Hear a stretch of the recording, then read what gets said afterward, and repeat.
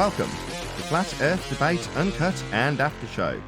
I'm your host Nathan Oakley, and if you are new to this channel, or you've not done so already, then be sure to subscribe, hit the bell notification icon, and join button if you'd like to become a Nathan Oakley 1980 channel member and keep up to date with the Flat Earth Debate. If you would like to support the channel, there is a super chat that runs alongside each of these shows while they premiere, and there's also a PayPal, Patreon, crypto, and thanks button in the info box below the video.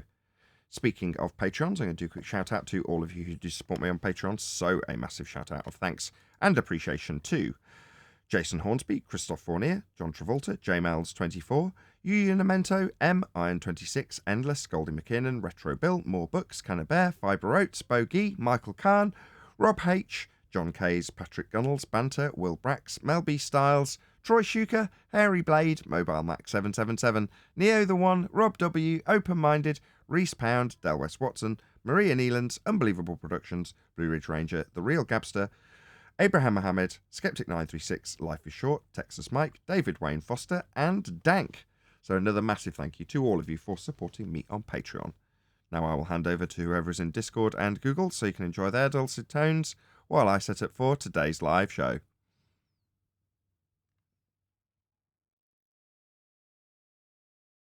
We may cover that video that Divergent Droid posted in today's show. From memory, it's only a couple of minutes long, like 3 or 4 minutes. Mm-hmm. Is that the one?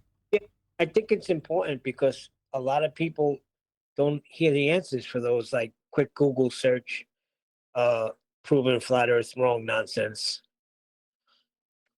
Yeah, we'll cover it. I just can't find it in the I'm in the war room. That's probably why. Yeah, while you're there, post it in Mass Debaters to the link. I haven't even posted the Google link in the right place, so that's probably why. Flat Earth debunk. Here it is. Here's a short one for you to pick apart. Yeah, that's got to be the one.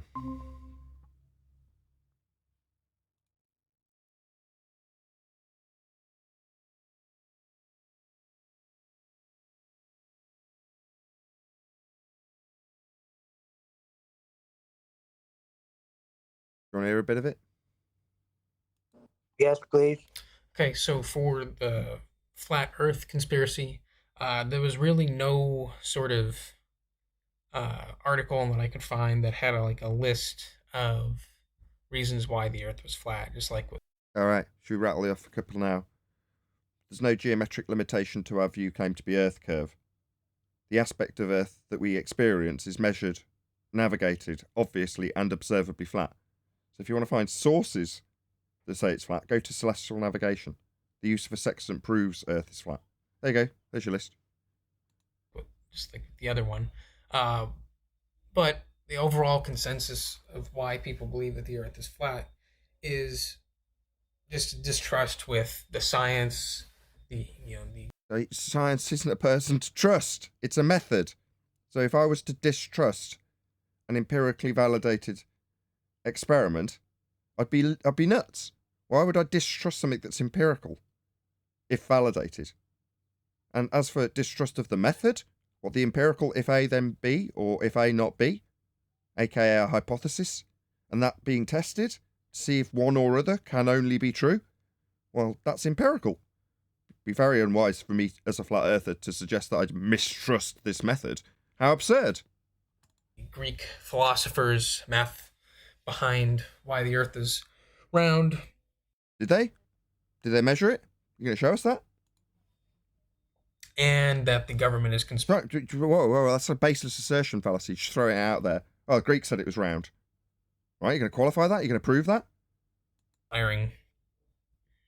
To hide from people that the Earth is flat. Hide it? No, we navigate it that way. It's measured that way. It's built on that way. What do you mean hide it? Who's trying to hide something that's out in open air and has to be dealt with that way? Not being hidden. That's why I'm still here. Well, that would be a lot of governments that would have to... Who cares? You're just trying to divine the motivation of the lie.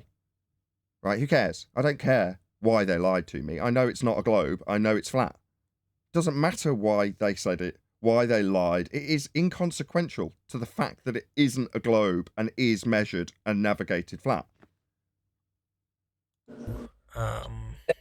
Conspire. Go on. Nathan, why would you be looking to science for the shape of the Earth anyway, right? Isn't that what is question? Yes, this guy obviously doesn't know what science is, if that's what you're saying. Yeah. Continue.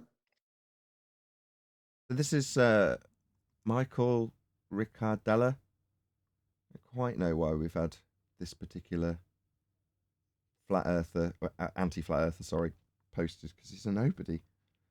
But there we go. So 12 views this has.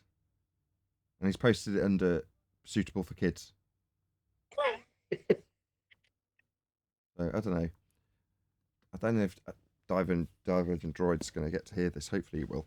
But what we're hoping to cover, I mean, this is lower than the dude that we had from TikTok, right? Yeah, but when you do a quick Google search, that's what comes up, I'm telling you. And people need to hear the answers for that. But this guy doesn't. Okay, so for the 12 views. flat Earth conspiracy, there was really no why the Earth is round. The Earth is flat. Well, that would be a lot of governments that would have to conspire together, and clearly, as we all know, there is a lot of tension between. He started off by talking about conspiracies, and now he's immediately investigating the aspect of conspiracy that would need to be in place. Like, if you're saying that it's a conspiracy amongst us, why is your first investigative line to suggest that it couldn't be a conspiracy because of all the things that would need to be in divine motivation, according to you? It's like, what? You're going about this all wrong, my friend. You're trying to find out why it couldn't be a conspiracy when you haven't established whether or not it is or isn't a sphere. You've said the Greeks told you. That's it. That's what you've told us. You haven't demonstrated how. Plenty of countries. So there's no way that this would be one thing that every single country would unite behind the fact that It's another baseless assertion. As evidenced by what? Prove it wouldn't be something all the different governments could get behind. How do you know it isn't the case? You're now making a claim about this. Like a conspiratorial claim. It doesn't matter if you claim the positive or the negative. You're making a claim about conspiracy. You are. The Earth is flat. However, I did find a couple of articles proving that on ways to prove that the Earth is spherical. So here we go. Here's 7 ways. Here we go. Watch a ship sail off to sea. Watch it float over the edge. So your claim of being a sphere is boats falling over the edge. Oh, how shocking. Now, that might be the case in 2015, but we debunked the horizon as a geometric limitation to block your view of boats to claim that they've fallen over an edge called Earth curve. If the horizon was a geometric limitation at 1.2 times the square root of the observer's height in feet, as your sphere Earth suggests, then it could be no more than 1.2 times the square root of the observer's height in feet. And it isn't. We've got demonstrable evidence that it's beyond that limitation claim to be blocking boats, or in this case, boats falling over it. Yeah, because in the globe model, you've got boats falling over a stupid edge that we debunked in 2020 now, haven't you? So yeah, go away with your boats falling over the edge, Dumbo. No, they don't. The horizon's not Earth curve. We debunked that. You're going to see it go on forever. It does not fade off into the distance. Does it not? This cow is small. This cow is far away. You think things don't fade away into the distance, as in get smaller with distance? It's called angular size. It's called perspective. They absolutely do, you stupid perspective denying moron. What people think it is. It's not going to fall off the edge. You just said it would. You just told us to watch your boats fall over the edge. And in fact, oh my God, is this guy going to get a bloody sentence out? See it continue until it reaches the edge of the horizon, which, in fact... No, the horizon's not an edge. We debunked that in 2020. If it was an edge, it would be at the geometric limitations claimed to be the edge of Earth for boats to fall over, and we've shown that it's beyond that. Ergo, not a geometric edge, not physical, not there for boats to fall over for you to claim it's gone over Earth curve. Yeah, your boats falling over the edge nonsense is nonsense. Your globe boats falling over your globe edge is ludicrous and debunked.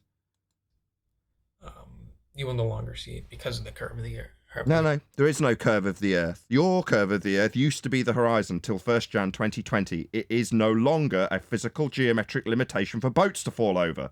I know your stupid nonsense with boats falling over it used to be your claim of the horizon. Well, not anymore. It's been debunked. The Earth. A lunar eclipse. This is obviously a fake picture. So this is your proof. An self-admitted fake picture. Neil deGrasse Tyson, who's just sent out So what, based on a fake picture Neil deGrasse Tyson, the honest guy that he is, put up? a funny picture. So a self-disclaimed fake picture is going to be ranted about for how long? Of a lunar eclipse. This is clearly not right because So this fake picture isn't right. Yeah, it's fake. Yeah, by your lying bastards like Neil deGrasse Tyson.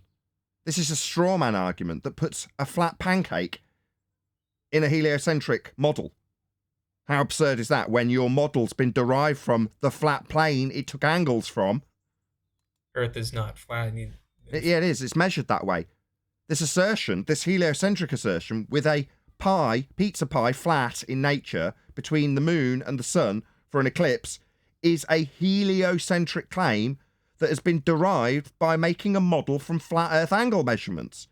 So you've taken the angle measurements from a flat plane, derived a heliocentric model with the sun at the centre and Earth as a sphere, and then you've reintroduced a flat plane to the sphere you took from a flat plane angle measurement and put it in your heliocentric model. It's absolutely absurd and easy for us to succinctly debunk. It's a straw man. Not just a fake picture, it's a straw man argument. It's a fake argument. Because we don't hold this position of heliocentricity with a flat pizza pie, with boats falling over it like you just claimed happens on an Earth with a edge for a horizon. You haven't got a horizon for an edge. That's not the horizon. We debunk that. In fact, would start to take up more and more and more of the moon. Why are you still harping on about this bloody fake picture that Tyson gave you? Like a rod, like what they have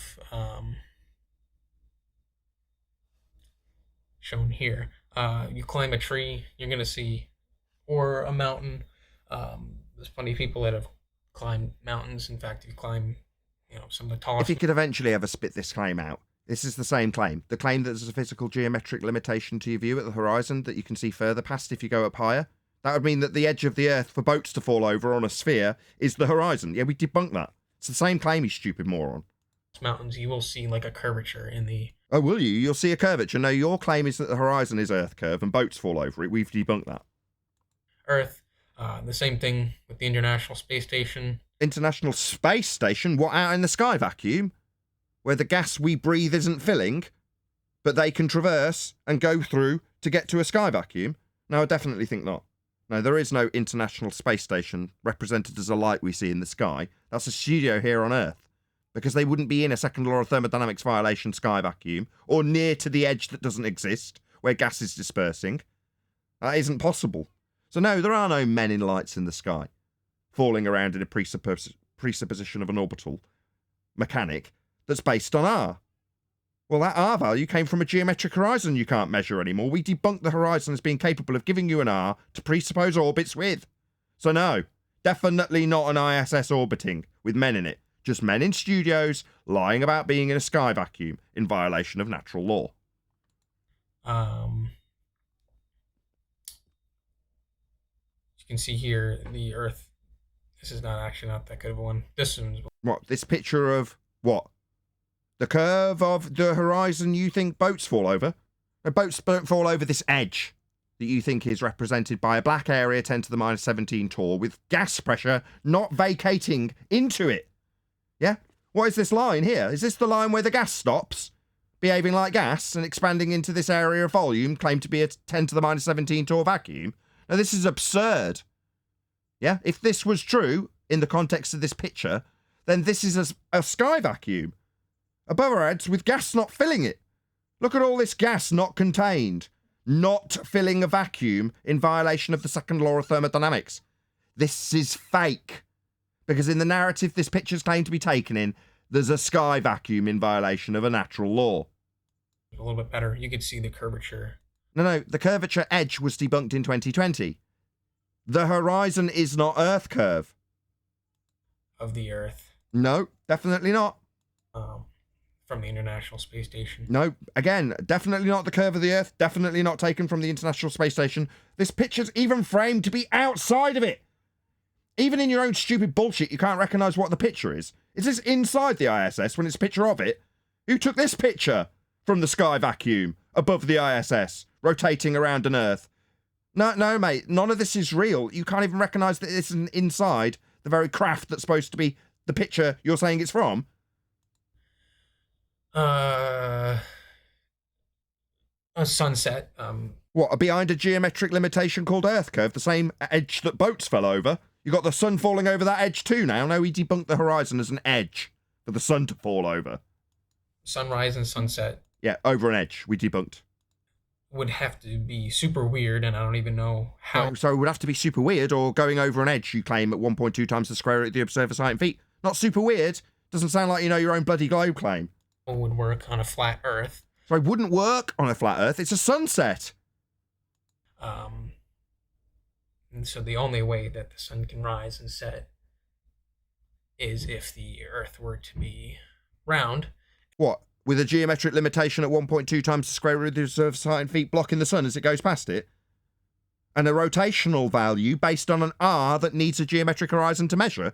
Oh no, there's definitely no axial rotation. You'd need an R value for it. You'd need a geometric horizon for it. You need an edge to block the sun to make this claim, and we debunked it. And also, in some places during the wintertime, and the Arctic Circle, where it is... Arctic Circle? It's a very interesting term you've got there. I wonder how they developed that. It is dark all year round. Is it? Not according to the guy that's been there, Robert Shortman's interview with myself, where he personally described his 18 months down there, and there not being 24 hours of sunlight. So, I'm afraid not. Have you been there? Go and see my interview with Robert Shortman, a man who's been there. This is, well, clearly has to be done because it clearly happens because of the Earth is round. Based on your begging the question that it's round, you haven't explained why or how, and how is with a geometric limitation at 1.2 times the square root of the observer's height in feet. I know your claim, but your claim is just based on a baseless assertion, Earth is round because I assume it's so. And the same thing during the summertime where it's light all year round, where it's light for a good portion of... Not in the south. The days. There's other examples such as shadows and stuff like that. What about them? You going to tell us about the angles you measure from those shadows that would require a flat Earth to measure them? But all of these prove that the Earth is in fact... Yeah, you haven't given anything. You've not given us anything. What, shadows? Shadows prove unicorns. Why? Well, I say so. I don't have to back it with anything. I'll just say shadows. Round. Shadows prove it's flat. Yeah, they do. You can measure the elevation angle measurement from a shadow. You can be damn sure you're going to be measuring that elevation angle measurement as described on screen right now. In this depiction. You can't even say angle without debunking the globe while you say it. That's correct. Yeah, we need higher profile people to debunk. Sorry, Divergent Droid. We have done it, though. And I've only mainly done it because you're such a fantastic moderator. So I almost feel obliged. No, actually, it's very good, Nathan. I came a little late, but I'll replay catch the beginning. But to get these lower levels debunked, and then to see that the higher levels use the same stupid arguments is a key. And I think that's really good to see how, I mean, climb a tree, go up a mountain. You know, we hear that from the higher levels too. So it's just funny that it's being said again at all the different levels of a misunderstanding. I can't say understanding, because the minute they say angles and shadows, it's over. That's what I said, Tent. This is like the first thing when you're searching how to disprove flat Earth. And I think they need to hear answers like this. Well, I think whatever shows up on the first page of any internet search should go through a reaction video, because that's what everybody will see. And when they see that you just tear it apart, it'll be so good as a reference for people to use.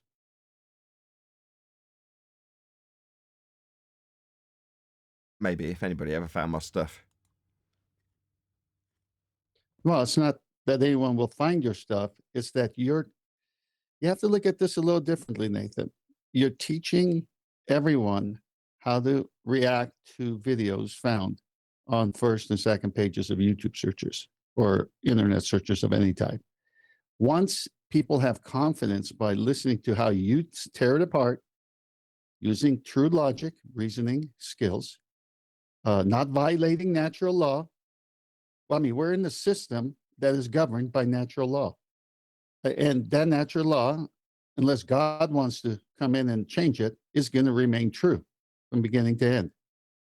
And here they're violating natural law. They're saying you can have gas pressure next to a vacuum. Well, it violates every gas law there is. Now, when people understand that argument, when they realize that this is easy to tear down, this thing will spread. So you're not doing this for someone to find you. You're doing this for people who already found you. They're going to get bolder. They're going to get more active and share these videos because now they're not afraid. I agree. That's a good point.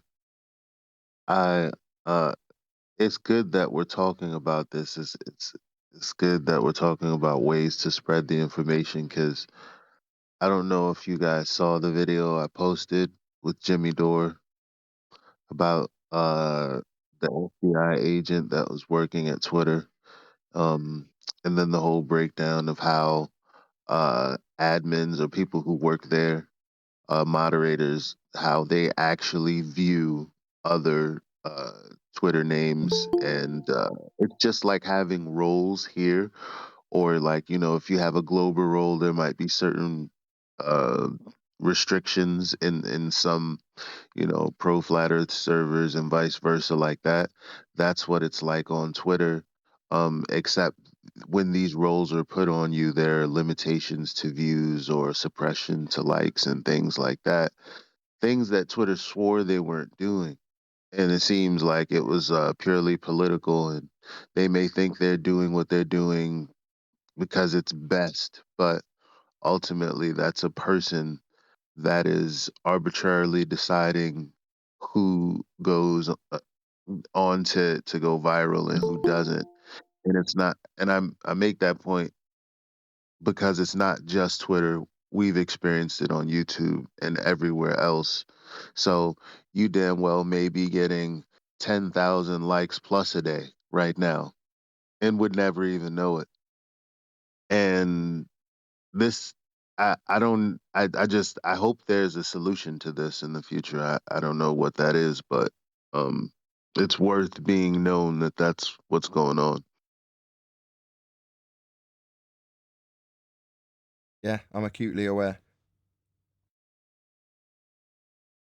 The solution, outside of an outright admittance that they're doing it and they would stop, which isn't forthcoming, would be to have more people confident in doing the same thing at every level. And this is why you have to turn the corner on your show and start training people.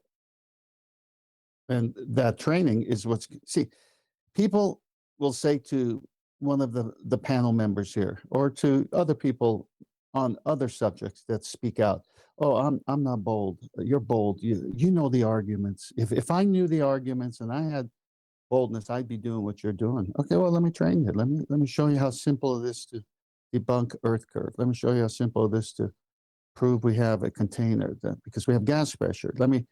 And so when they listen and they see that the arguments are solid and you could take down Bill Nye, Neil deGrasse Tyson, Brian Cox, all of them with ease, with just ease, natural law. Natural law. I mean, who's going to fight natural law? These idiots. All of a sudden, they're going to get bold. All of a sudden, they're going to say, Man, I've listened to 10 shows. I know exactly what they're going to say before they say it, and I know how they respond to it. And then they just don't know what to say, and they sound silly, and I sound good. So I'm going to just go parrot Nathan Oakley. So I have a, so I have, um, okay, here goes. What I believe that you need in order to train more people to do what we do is genuine people, not anti-flat earthers. I I think that that is what uh our audience is used to, and I'm coming from a perspective of 24/7 where even though there are anti-flat earthers there are also genuine people that come in and because they're not trying to win an argument, but rather they're just speaking, what they believe and speaking what they think is real. You actually can have a good conversation, and when you point out, hey, this is a logical fallacy, and they're like, I hadn't considered that. Okay. So what are you proposing? Well, I'm proposing that there's no globe specifically because the foundation is broken. The horizon is supposed to be a geometric limitation, a measurement, a tangent from your eyeball to the limitation of your view of the rest of the earth that's curving away from you. And then I show them a little 2-minute video so that they understand that that's exactly what they say. And then I take them to Google where it also shows them distance to horizon formulas with the diagrams and everything. And when I go through that process, it's not an anti-flat earther diverting, diluting, and causing confusion. It actually comes to a conclusion. And I think you deserve to speak to people like that publicly. The only genuine people you speak to is us. Yeah. The genuine people who go, oh, I'm quite curious about that, will do a quick search like any normal person would. Go to YouTube and find SciManDan and Professor Dave Explains. That's how it's been set up. That's how we started this conversation, right? That's what we started talking about. Yeah, but that's why we're combating it right now. The only way to combat Why do it you got to combat it? is to share it. Why do you want to combat it? That's it. That's all you can do. Your Twitter feed isn't my Twitter feed. Your Twitter feed, your YouTube and Facebook feeds aren't my Facebook feeds. So the person listening and watching can smash the share button and get the show out to more people than it would typically. Well, typically it's going out to probably a very small percentage of my subscriber base, let alone people with a wider net being cast. That's like, no. It goes without saying that I'm reaching a small percentage of my subscription base, let alone a wider audience. But the thing is, I don't think most people deserve to know. Like, what does it matter? It's going to grow slow. That's just how it is. But it'll grow. But maybe the exclusivity of it could be used to our advantage if it matters that much. Maybe. I was talking about this with my wife last night on the basis that my kid had come up to her and started telling her about flat earth stuff that she'd watched. Not like... I couldn't quite get it out of it. It didn't sound like what she'd watched was negative or positive. It was just talking about it in general. You're like, okay, so in what I can only describe as a neutral manner, the subject's being discussed with children on children's YouTube, and it's accepted. So you think, okay, you can't cause mass hysteria and just let it go that you haven't got the heliocentric model working with quantum mechanics. So, 50 years later, you tentatively release the information into the public. Maybe even sooner. This isn't the first wave of flat Earth, is it? So, 2 or 3 waves of flat Earth over the course of 20 or 30 years. And then that final generation gets introduced to it early, alongside heliocentric rhetoric. And then the generation after that, they just drop the heliocentric rhetoric, and it's like it never happened. Keep it tucked up in Scientology as a religion, which is already being very much cemented as the I just think that's the way it's going to be. You don't take rhetoric like this and just chuck it away. You tuck it up nice and tidy in some little box somewhere, ready to reproduce it again, if need be. And Scientology is like that nice little package. They've got all their little stone tablets tucked up in little vaults under the ground. It's all prepped for 2,000 years from now. They'll find the stone tablets and the heliocentrism religion will begin when it's needed. But for now, it needs tucking up. And that seems to be the case. But you can't just cause mass hysteria in indoctrinated lemmings when they've been programmed from birth that Earth's a sphere. It's too much of a shock for them. So you've got to kind of phase it out over a period and then let the diehards that got introduced to it, the baby boomers all long gone, and by the time the millennials, if I could say it, are dying off, there's a good chance that that's when flat Earth will be not, oh, what a revelation, just, yeah, well, that's how it is. Because, you know, all of the government narratives that are dependent on some form of control through that religion will have altered to whatever is most appropriate to sit in line with the current science. And currently, it's very much askew with the current science. Now, they're obviously going to know that. Somebody somewhere realises it, you know. And the powers that should not be, in terms of the way that they allow the information but yet censor the information simultaneously, has been a real puzzle for many, many years. Well, now I know why. You can't censor out of existence reality. It's just not good. It's not a good practice. You're going to get caught out a lot quicker when your algorithm starts censoring out people just talking about celestial navigation, which is what would have to happen.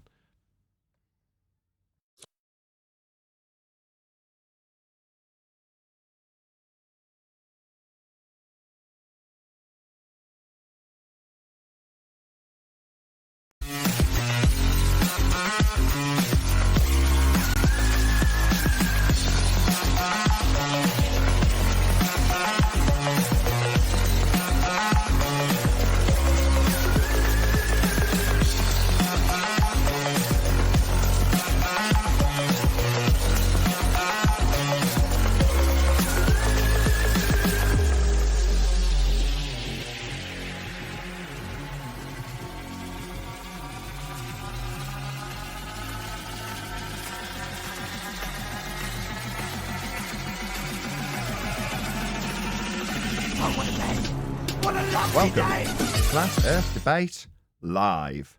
I'm your host, Nathan Oakley, and if you are new to this channel, or you've not done so already, then be sure to subscribe, hit the bell notification icon and join button if you'd like to become a Nathan Oakley 1980 channel member and keep up to date with the Flat Earth Debate. If you would like to support the channel, there is a super chat that runs alongside each of these shows while they are live, and there's also a PayPal, Patreon, crypto and thanks button in the info box below the video. Most importantly, if you'd like to join the discussion, simply mute the page you are currently watching, then click the link in the info box below this video to join the panel and express your views on the nature of Earth. If you do join, please don't swear. If you do, you'll be ejected, and if you are, please don't try to rejoin the stream using sock accounts. You'll be warmly welcome back on the next stream. Please also share the show on social media. Sharing the show obviously increases the live audience, but this in turn increases the chances of a more diverse panel, so please share the show on Facebook and Twitter. Now, we are joined by Neil, Righteous Force, 10th Man, Brian's Logic, Arwin, Refracted Curvature, and Chocolate Sane, who joined right in the middle of my introduction. Also a whole bunch of people in Discord, so welcome one and all, even Chocolate. Yeah. Let's get it on. Let's start the morning with chocolate. Hello, it's good to have you all. Yo. Welcome. If you're a member, check out the show once this live and after show finishes recording, as we covered a pretty no-name flat earther that one of my, well, I'm not going to lie, my favourite moderator, which is Divergent Droid, suggested we cover. It wasn't necessarily mainstream enough to cover in the live show, but we did go through it, or I did, while everyone else listened in the pre-show. So if you want to check that out, it'll be out as soon as this recording finishes, which will be in a few hours' time. So check it out if you're a member. Become a member if you're not already, as I said in the intro. Any evidence of a physical geometric sphere edge?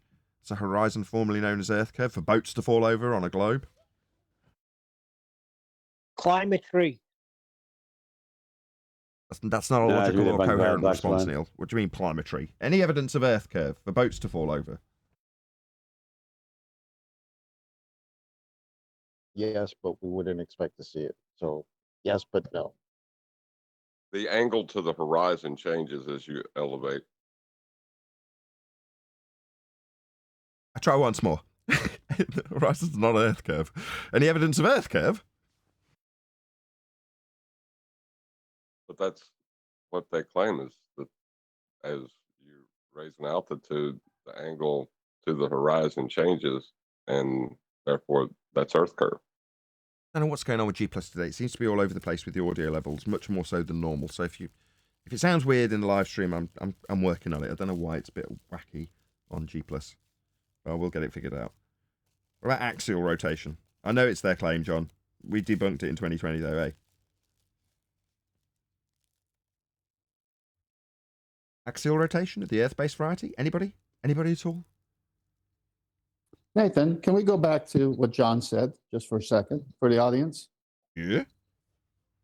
So, John, what you're saying is that if you are seeing to the horizon, say at sea level from the shore of a beach, and then you go up to a bluff, say 50 foot above that shore level, you see further, and they're saying you're seeing over a curve.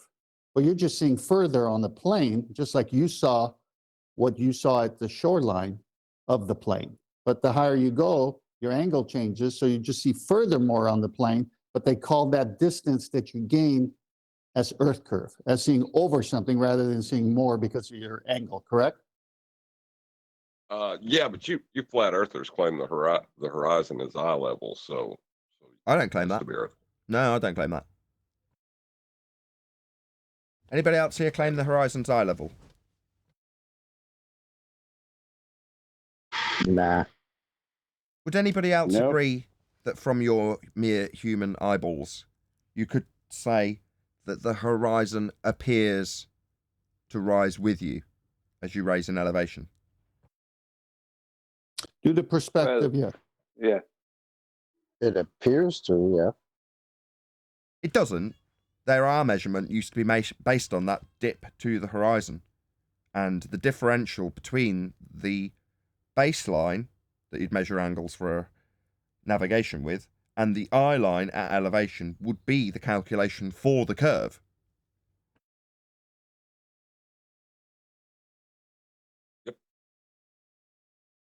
But why would you need to calculate it? Shouldn't you just measure it? Shouldn't this physical Earth curve be physical?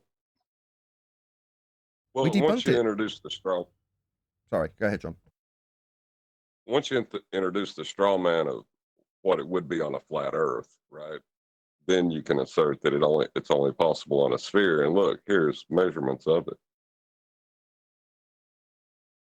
When you assume the horizon's a physical geometric limitation to your view called Earth curve with boats falling over it. Yeah, it's got some minutia to it. I'll just scoot past axial rotation and say no, because you need an R value for it. Again, scooting past the R value, which we also debunked when we debunked the limitation to the sphere that's claimed at 1.2 times square root of the sine feet, meaning they can't measure R anymore with Alberuni's dip measurement to the horizon, implying that they're prepared to hang their hat on being able to get a measurement to the fact that the horizon dips as you rise. But nevertheless, the stupid flat earthers will hang their hat on that straw man because they don't know how to use the word apparent. Meanwhile, any evidence that level is not horizontal?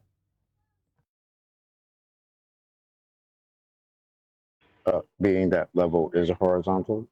No. Or SciManDan, I don't watch SciManDan, but obviously, in spite of the fact that I'm not subscribed and I don't think I've ever even watched a video of his, I still get recommended him all the time. And his most recent one is flat earthers think level equals flat. Like, level, what, having no elevation higher or lower than another? That would be flat. But for some reason in his thumbnail, SciManDan's prepared to hang his hat on the most stupid assertion you could possibly assert. And get 115,000 views for it.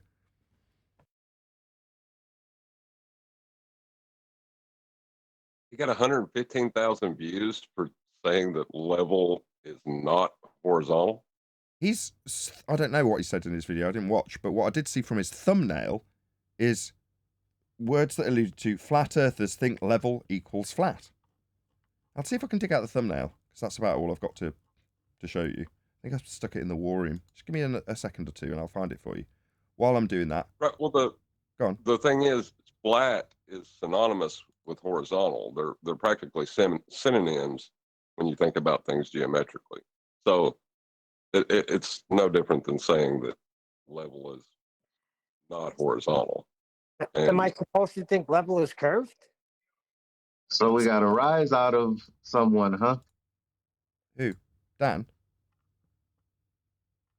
If it's level, there is no rise. Or relief. Right, there you go. So I saw it, I just screen capped it, and I was like, okay, there you go. That is question, does level equal flat? Question mark. that's obvious. Yes. Does he not understand geometry? Clearly not. No, we're dealing with thickos. And like I say, these thickos that ask stupid, benign questions that you could just literally look up a definition. They'll put it on a thumbnail and that'll entice 115,000 views in 3 days. Maybe it's because it's like a car wreck and everybody's just like, wow, I gotta check this out. I assure you that will not be the case. He's not getting 115,000 views from people going, wow, what a moron. No, that won't be the case. Yeah, but it doesn't make any sense. Does it matter? When he's raking it in, I'm just bitter as a YouTuber. Allow me to have my bitterness. I don't I was trying to understand give you because some hope. the orientation of flat is the same as level and horizontal. It confuses me how people can say otherwise. They can't. If they don't understand geometry, they do. That's why we have idiots over at Bev Try Thinking's channel asserting that there's a bendizontal. It's like, no.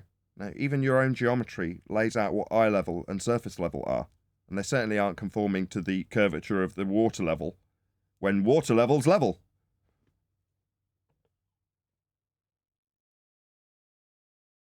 Are we going to react to SciManDan's video? Can if you want. Post it if you want me to respond to it. I will only watch this crap when it's on my stream, because then essentially I'm getting paid for it. So I'm happy to look at it if you want me to watch it, because literally I've got a monetized channel to watch it on. So yeah, I'm not going to waste my time watching it in my own time. But now, yeah, no worries. Just post it in Master B. Or Mass Debaters, as it's been renamed. Or it was originally named by me. You know, now that I understand this a little bit better than like 4 or 5 years ago, I'll turn on one of their videos, the anti-flat earth videos, just for comedy now. Like, you need a good laugh. No offense to you, but I've got better things to do. Yeah, but it's entertainment, you know? Like, just put it on in the background and you can giggle to it. John, you know what's funny? They say that when they come here in chat. I'm here for the entertainment and comedy. Yeah, right. Yeah, it's projection by the sounds of things then. If it is literally that comical when they make such stupid assertions or ask such stupid questions, then that can only be projection. In other words, their globe side is a comedy clown show of errors. And when we come here and take apart their claims, the easiest thing to do is claim that which your own side's guilty of. Well, you're all a clown show. What, when we consistently and concisely take apart your nonsense on a daily basis? While you tell us, flat earth won't be here for another 12 months. What, 7 years later, we're still doing the same thing with everything we say being unchallenged? Yeah, what a clown show. And getting stronger. Meanwhile, Arguments are getting... Yeah. is level flat. Dun dun dun dun dun dun dun dun. Any evidence of the distance to the sun?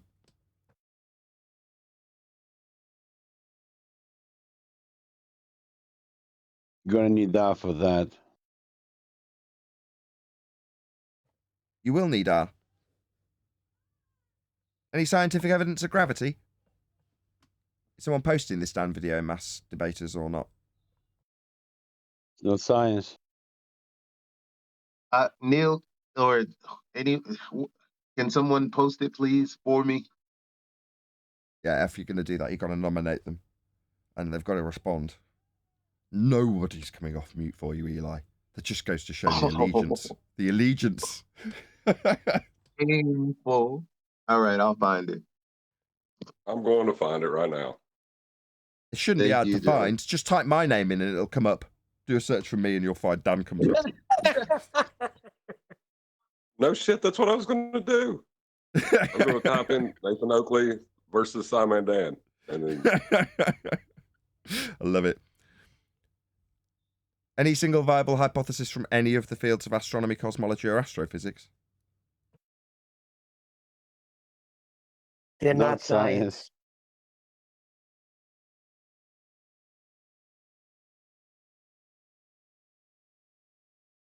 I've kind of lost track of which ones we haven't covered. Any evidence you can have gas pressure without a container? Negative. Just Well, up in the asking ISS. conspiracy cats. Up in the ISS? What do you mean, up in the ISS? It's a light in the sky. No. There's people on that light. No, there is not. People on a set, on a stage. What bugs me at the moment, while you're saying you watch entertainment like SciManDan, which is probably why he's got 115,000 views if you're watching him. You represent a good chunk of other people doing the same, but fair enough. That's just the way it goes. I watch people debunking things like ghosts. Yeah? And they'll go through it and go, here's a After Effects layer, and here's this other program and how this works, and they'll show you how it's all done. Or if it's dust going across a UV lit night vision camera, they'll show you how that's done. In other words, they can demonstrate how it's been faked. And the amount of times I've typed into one of these videos, why don't you do the moon landing? I gave you an example the other day, actually, with Rob Ager. That one was from years ago. I just happened to go back to that video because there was bugger all else to watch, and noticed that I'd already watched it, and I'd already commented, and he'd responded. But, you know, I could go on forever about the amount of videos I go into and go, why don't you have a look at the moon landing as you're pulling apart fake footage? Just have a quick goosey, you know, see what you think. Bearing in mind that the sky is not a vacuum, and if it was, we'd all be dead. But knowing that, why don't you go and have a look at how they faked the footage? In other words, there's no ifs, buts, or maybes about there being fake footage from the ISS or moon landings. It is fake. It's come from a fake place. It's come from a sky vacuum. If someone says, oh, they're not high enough to be in a vacuum, yeah, NASA defines the sky vacuum from surface level. They have to. So it doesn't matter about the gradation of that sky vacuum that you're describing. The black bit that they're in, yeah, in a photo, shows Earth as a sphere with no containment and gas pressure next to a vacuum. Doesn't matter how high they are. That's the system they're claiming they are in when they say they're on the ISS, which is represented by a light in the sky, when it's really men on high wire in a studio. Blatantly obvious. If it's not obvious by now, given that is 99% of what flat earthers cover, look at this NASA footage. Look how fake it is. Look how they disappear as they go off screen. Look how this green screen effect turns on and off. It's like, if it's not obvious by now that it's on a stage, when that is, like I say, most of what flat earthers actually cover, boring though it is to me, then there's no help for you. But what I'm intrigued with is how a normie will react. Go back, normie, talking about After Effects. Look at the moon landing. Tell me you can't see the line where the soundstage ends. Because that's what it is. It's a backdrop.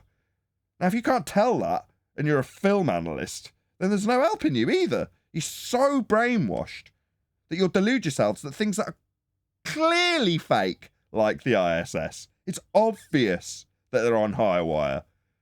And they really piss down your back when they show you the making of Gravity and show you how it's done, show you how they do it with a fake ceiling and replace the CGI ceiling in a later date. They're showing you how it's done.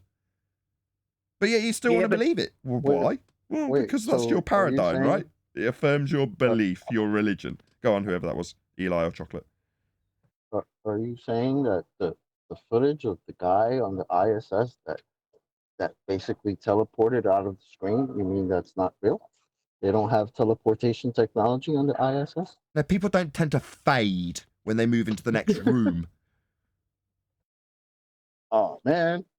See, the problem with that is, Nathan, the problem with that is they have done such a number on the normal people that we had a whole conversation about how space is fake and all that, me and my brother. And 10 minutes later, his wife is saying how she would love to go to space and travel there. I mean, it's insanity. You could show them clear as day. You could explain gas pressure out of container, and they're just so blinded to it that they will not listen.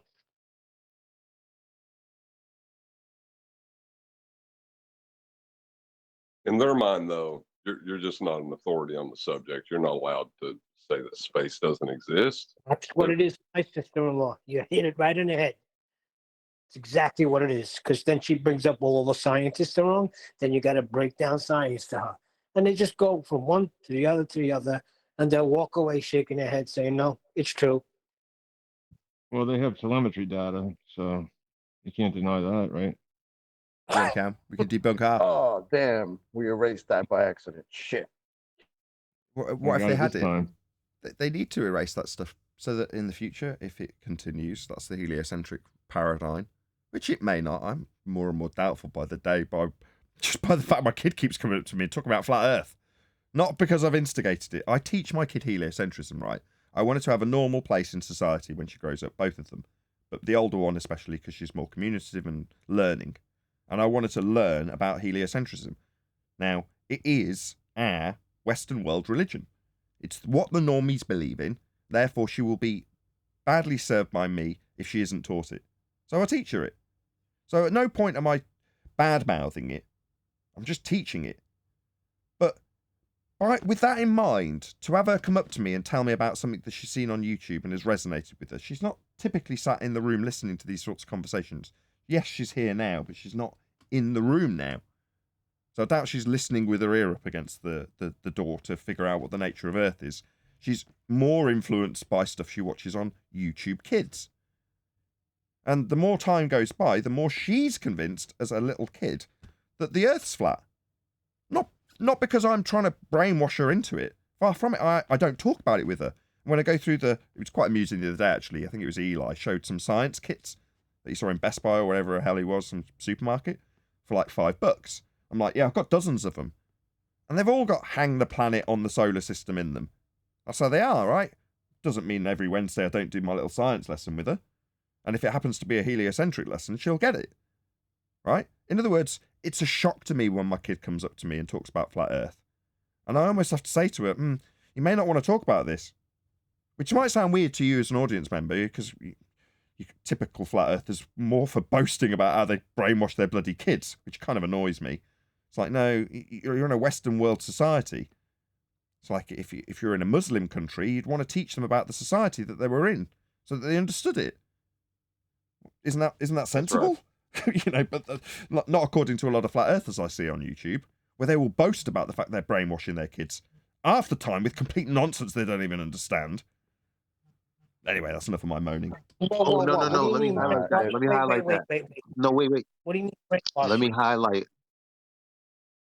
me highlight why that's a problem, and why that makes this show a stark difference from the rest. Because my daughter doesn't even know that I think the Earth is flat and all of that yet, right?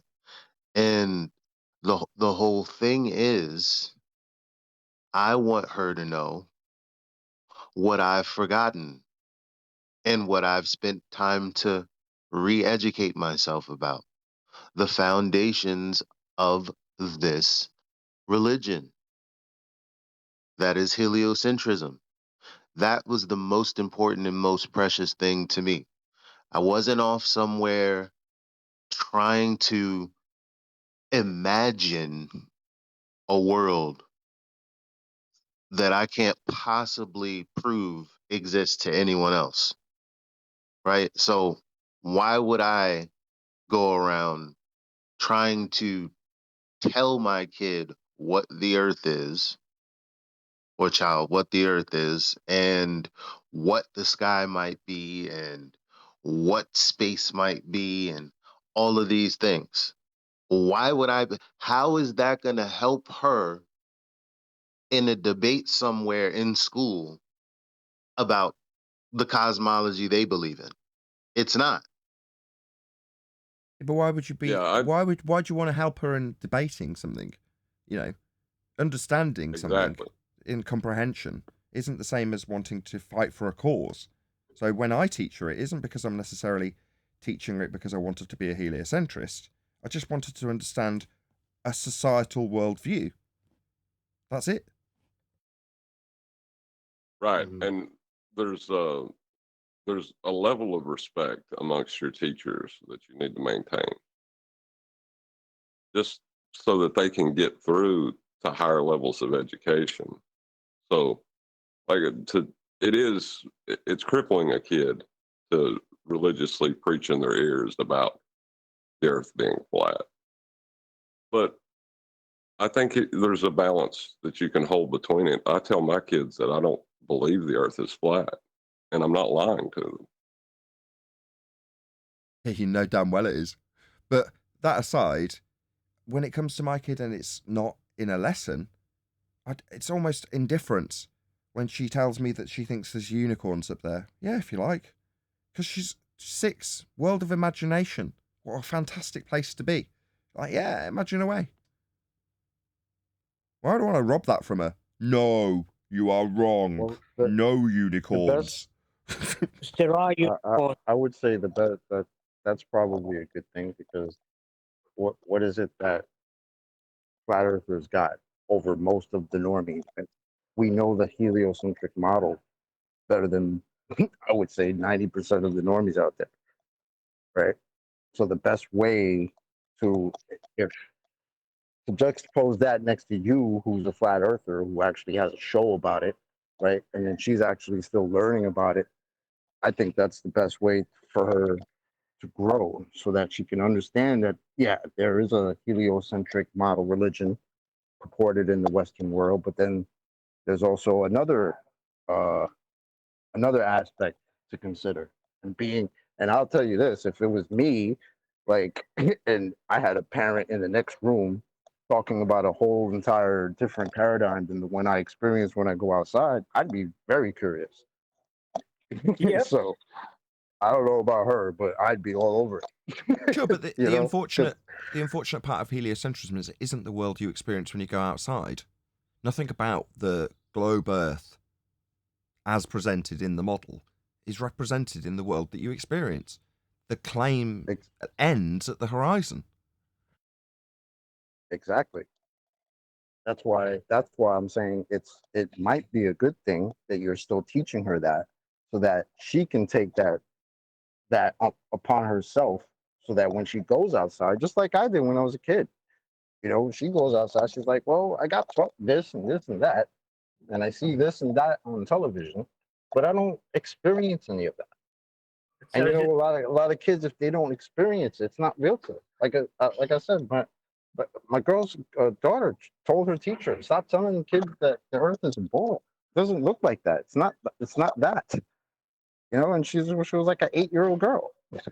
She doesn't, she's not a flat earther. She doesn't know anything about that. The But only she's aware of it, and to her, that's what it seems like. So she straight told the teacher, nah, I don't buy that. you know. Anyone Anyway, found the I'm done. Stan link? Still waiting on the Stan link. Dan, I not down. I'm having trouble finding Dan claiming in his thumbnail that level is not flat. I'll put it up on the live stream if you tuned into it so you can see it. So you can see which thumbnail it is. It's got like a picture of a horizon with a cloud in the middle over water. A little bit of foreground. Yeah, I found it. You got it?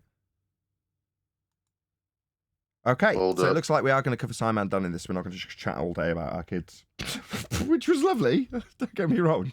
Yeah, I'm trying to Yeah, use the little anybody who tiny wants box. to find it, anybody who wants to find it, all you gotta do in YouTube is type in SciManDan. It's literally the first video from 3 days ago. Okay, can you post it? Yeah, I'm looking for Master B. Again, we're going in Sure. blind on this, but because it's a SciManDan video, I'm fairly confident what we're going to get. As we have covered SciManDan before, let's be honest. We're going to get a lot of baseless assertions. It's going to be half baseless assertions and half straw men. We'll see. In false dichotomy. I'm just saying it's going to be. It's about an assurity with him. It'll either be baseless assertions or straw men and false dichotomies with those straw men. Oops. Grabbing the wrong window. One sec. Whoever's coming in, I will get to you. There we go. Right, should we get straight into it then? Every 4. Oh, I'll have to skip through the ads. Just give us a sec. Oh, it's only a Hello, Adam. It's only a 12-second ad, so you can at least get a bit of revenue out for us covering him. There we go. I'm sure that's enough. Come on, you. Every time. Oh my God, what a crap start to a video. 100 and how many? Since you have all been loving the Flatsoid series so much, we are... I have, you're right. How did you know? My God, we are more akin than I thought. I was all wrong. I really am enjoying the Flatsoid series. That's right. How did you know that? once again going to take a look at his debunking of Professor Dave's famous Globebuster video. Famous Globebuster video? Total shite. We covered that. And incidentally, he hasn't taken the first two parts of this little mini-series very well. As you can see, he has released two videos in response. SciManDan is clueless and SciManDan is under pressure. No, we'll have to figure this out. We'll have to make our assessment after the fact in terms of Flatsoid's assessment. We'll see based on what you do today. I see what you did there, Flatsoid. So, what do we do with that then? Keep going, of course.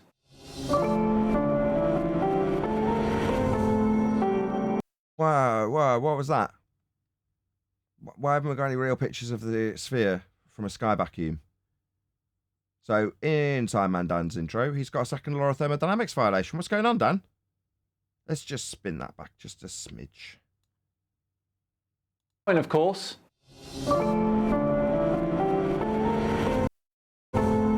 There we go. What's this? Is this the gas at high pressure not filling the sky vacuum at 10 to the minus 17 torr, Dan?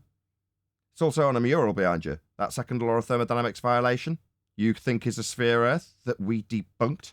Here would be your sphere Earth edge that we've debunked. Yeah, if the Earth was a sphere with a radius of 3959, as is depicted in your intro, then every distance to the horizon measurement could be no more than 1.2 times the square root of the observer's height in feet, as laid down in your maths. So you've got a edge. This edge. For your boats to fall over, remember? Yeah, we debunked that 1st Jan 2020. We've got demonstrable proof that the horizon is not capable of being measured, geometrically speaking, to give you an R value. What's that you say, refraction? With R in it? Definitely not.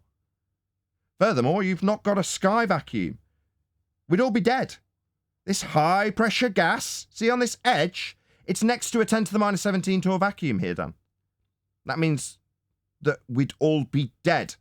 It's a law of nature. Gas fills space. And what do you know? The bullshit in your intro is a black area claimed to be a space for gas to fill. Yeah, this isn't real, Dan. You've been completely fooled. Go on. But SciManDan is under gas pressure. Like it's pressing on him in all directions.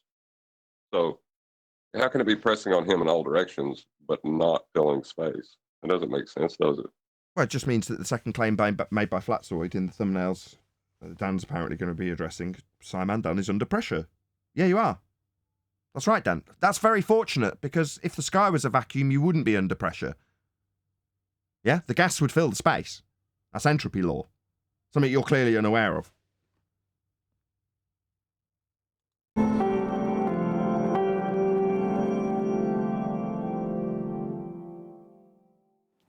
Hello all and welcome along to another episode of Flat Earth Friday with me, SciManDan. Thank you. Right, we're a minute in. We've got basically nothing to get our teeth into so far, Dan. Thank you very much for joining me. Before we begin today, a massive thank you to the sponsors of today. We're a minute in. Today's video, Raycon. Raycon's wireless earbuds, headphones, getting some from our youngest sister, who still, would you believe it, in this day and age, uses those rubbish wired headphones. I think we can all agree it's okay for a big brother to call his little sister 15% off. Oh my God. We are now over 2 minutes into this video. We've had nothing but 50% ads. Site-wide with the code HOLIDAY. There will also be new pop-up deals every day with Raycon's countdown to Christmas. And I'll try and keep the description box updated with the latest offers. But my God, how long does this advert go on? That's 1 minute and 12 adverts. You can always go to buyraycon.com/SciManDan to get the best deals available for Raycon. And from the 13th to the 20th of December, oh my God, it's never ending. Shipping when you spend over $85 and use the code. So Raycon, right? So this guy represents you, does he? Okay. You're paying this man to plug your headphones. So I'm going to tie you to him, right? This is guy endorsing you. So let's see how Raycon is going to be associated with this asshole. Because everything I pull apart, I'm going to say sponsored by Raycon. When he does his asshole moves, which he will inevitably do from here on forth. Holiday. Right, back to the latest video, which, as I said at the start, is the continuation of Flatzoid's response to Professor Dave. We had just finished the argument from Professor Dave that flat earthers always use the 8 inches per mile squared. Sorry, flat earthers never use 8 inches per mile squared because that is your claim, you stupid shit, sponsored by Raycon. We do not claim the Earth has an 8 inch per mile squared curvature to it. You do! You fucking retard! And we move on to how they always say that water is always level. It's a fucking principle used to build things. You can buy one in B&Q. It's called a spirit level. Is this guy thick as shit? Earthers? Sorry, go on, John. You know those flat earthers that like are engineers and surveyors? Those flat earthers. He might be talking about those flat earthers. You got to let him give context. But you know what a water level is, Dan? It's literally used for building things. And the title depicts what it does. But you're suggesting otherwise. Sorry, do Raycon think that water isn't level? Are Raycon thick? Are they beside you in your assertion that literally the tool used to build things flat, the water level, isn't level? Sponsored by Raycon. Here we go. Let's get back to this video. Is it showing? I really hope so. Okay. This guy's failing miserably. All flat earthers say the same two things about... That's a stereotyping fallacy that's just come out of Professor Dave Explains via Flatzoid, via SciManDan, via me. So this is my reaction. Raycon. Sponsored by Raycon. This is my reaction to SciManDan's reaction, to Flatzoid's reaction, to Professor Dave's reaction, to flat earthers, according to SciManDan, saying that 8 inches per mile squared is something that we claim. Water. The first is water doesn't curve. Sorry, water doesn't curve. Water does find and maintain level. It's used to build things with. Am I missing something here? This is a list of things that flat earthers say that what is wrong? Right? How do you think things get built level? The second is water finds its own level. Yeah, it does. That's the principle that they employ when they build things. Sponsored by Raycon. Water at rest is level. So water finds its own level is true. Just like when you go to a lake and it's at rest, it's level. What is it they refer to, you know, when they get elevations of things and they put them on maps? They normally have a point that they refer it all to. What is it that they refer it to? Would it be sea level? Anybody? Nobody's backing me up. Well, yeah, that's the angle that that's how you take your angle is from the flat baseline of sea level. You take an angle from it. So it can't possibly be curved. Sea level, water level, especially if you're acquiring an angle from it. You know, it'd be absurd to navigate if the baseline that you're getting an angle from, and that would be sea level, was curved. Curves aren't level. That's the antithesis of level. Oh, look at that. Is that curving to you? No, water does not curve. It's level. Flatsoid there doing the classic Flurf thing of always confusing level with flat. So they're synonymous.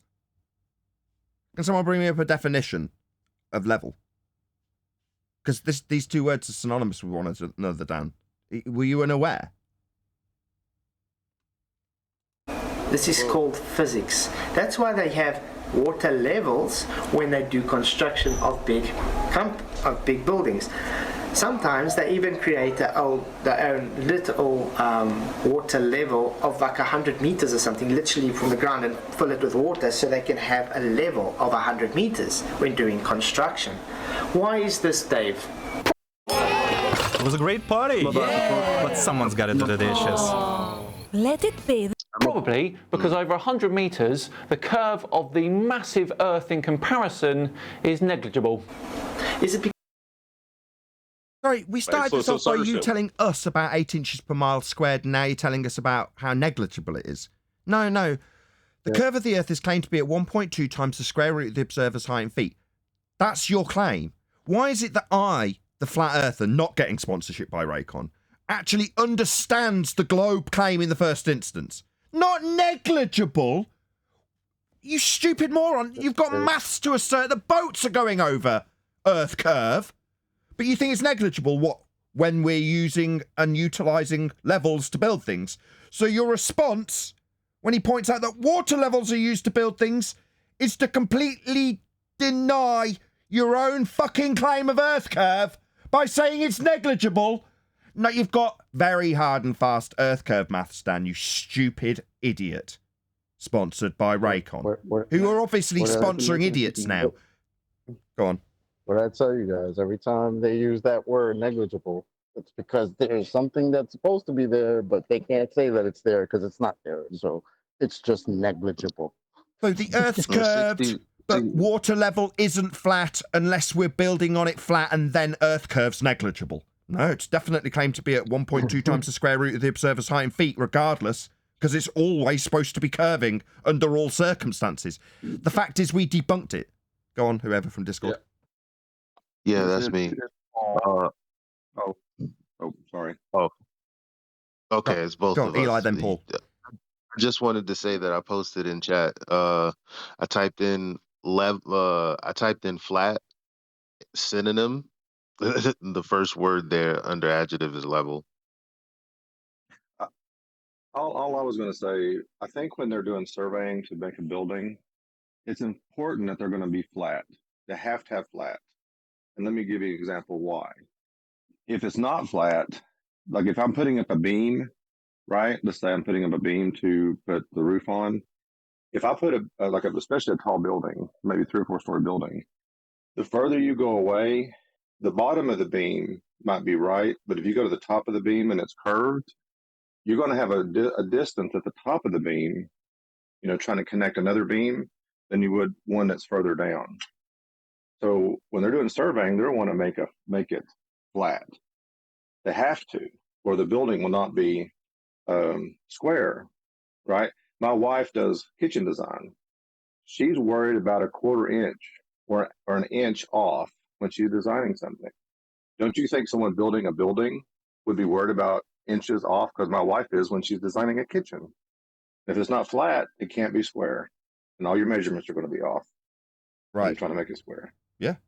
Their principle is that it's flat. They build on it flat. They use water to establish how level it is.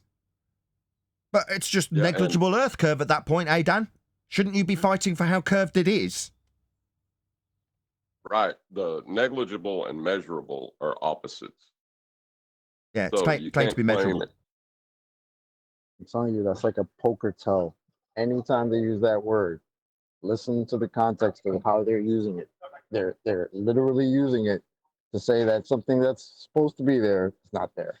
It's such a tell. It's hilarious. that Because they haven't even caught on to it yet. Yeah, Miggy calls it the jazz hands. Yeah, fingers. Hey, look over here. water curves, or is it because water finds its own level? Well, it does do both, to be fair. Sorry, both. So having one level higher than another and being the same level simultaneously. Now that's a married bachelor. Like Raycon, this man is contradicting himself in one sentence, like fundamentally retarded. This is a man that speaks for your headphones, does he? Retards promote Raycon. Retards who contradict themselves and offer up married bachelors. Levels both curving and level. Retard, sponsored by Raycon. Depending on the distances involved. Over 100 metres. Sorry, no, if it's curving, it doesn't matter about the distance. You stupid buffoon. It's either level or it has relief. Those two things are not the same. It's not depends. Because you won't detect the curve, but... It won't detect it at 1.2 times the square root of the observer's height and feet as laid down in the begging the question proof of nothing perspective hijacking Earth curve calculator. The bit that boats fall over, we're not going to detect it. It's just going to be negligible in this circumstance when we're talking about water levels and building things flat on the flat Earth we build on. No, definitely not negligible. Claim to be measurable, Dan. Why are you double speaking? Raycon won't be happy. They'll be happy with me. They're getting their name mentioned quite a lot for free. Over 100 miles, you will. Oh, by the way, if you're buying Raycon, you're buying into what they buy into, which is retards. So retards support and buy Raycon. Dan's a retard, and he promotes them, because he thinks level and not level are the same, depending on the circumstances. Right. Socrates. You know this. Say again? When Socrates measured the angle to the sun from 500 miles away, he used the Earth as his baseline. 500 miles, Dan. 500 miles. A flat and level. It must have been he was measuring an angle. Dan wouldn't understand this. I mean, he's stupid. Like the kind of people who buy Raycon are really stupid. Like being ripped off by morons. Supported by and paid for by morons. Like Dan. Yeah, Raycon, you listening? This does also fall under relative density disequilibrium. Oh, no, not that one again. We've done that one to death, that sort. A quite literal hand wave. So, literally a hand wave dismissal from Dan? Top debating skills. Top rebuttal. A very literal on-screen hand wave. I thought it'd actually go on to do something and I'd have to retract that. No, a literal hand wave. The second phrase is completely meaningless, so the fact that you all say that exact thing verbatim is just one of the many demonstrations that you all blindly repeat what you hear without... Sorry. Water finds its level. A principle utilised in building things that Dan has had to disclaim the Earth curve is negligible to get around. Mindlessly parrot or a principle used in building things? Definitely not mindlessly parroted with lots of emojis just because another dickhead on YouTube tells you that flat earthers mindlessly parrot a principle used to build things. Without giving it a moment's thought. So, a moment's thought or quite literally building everything.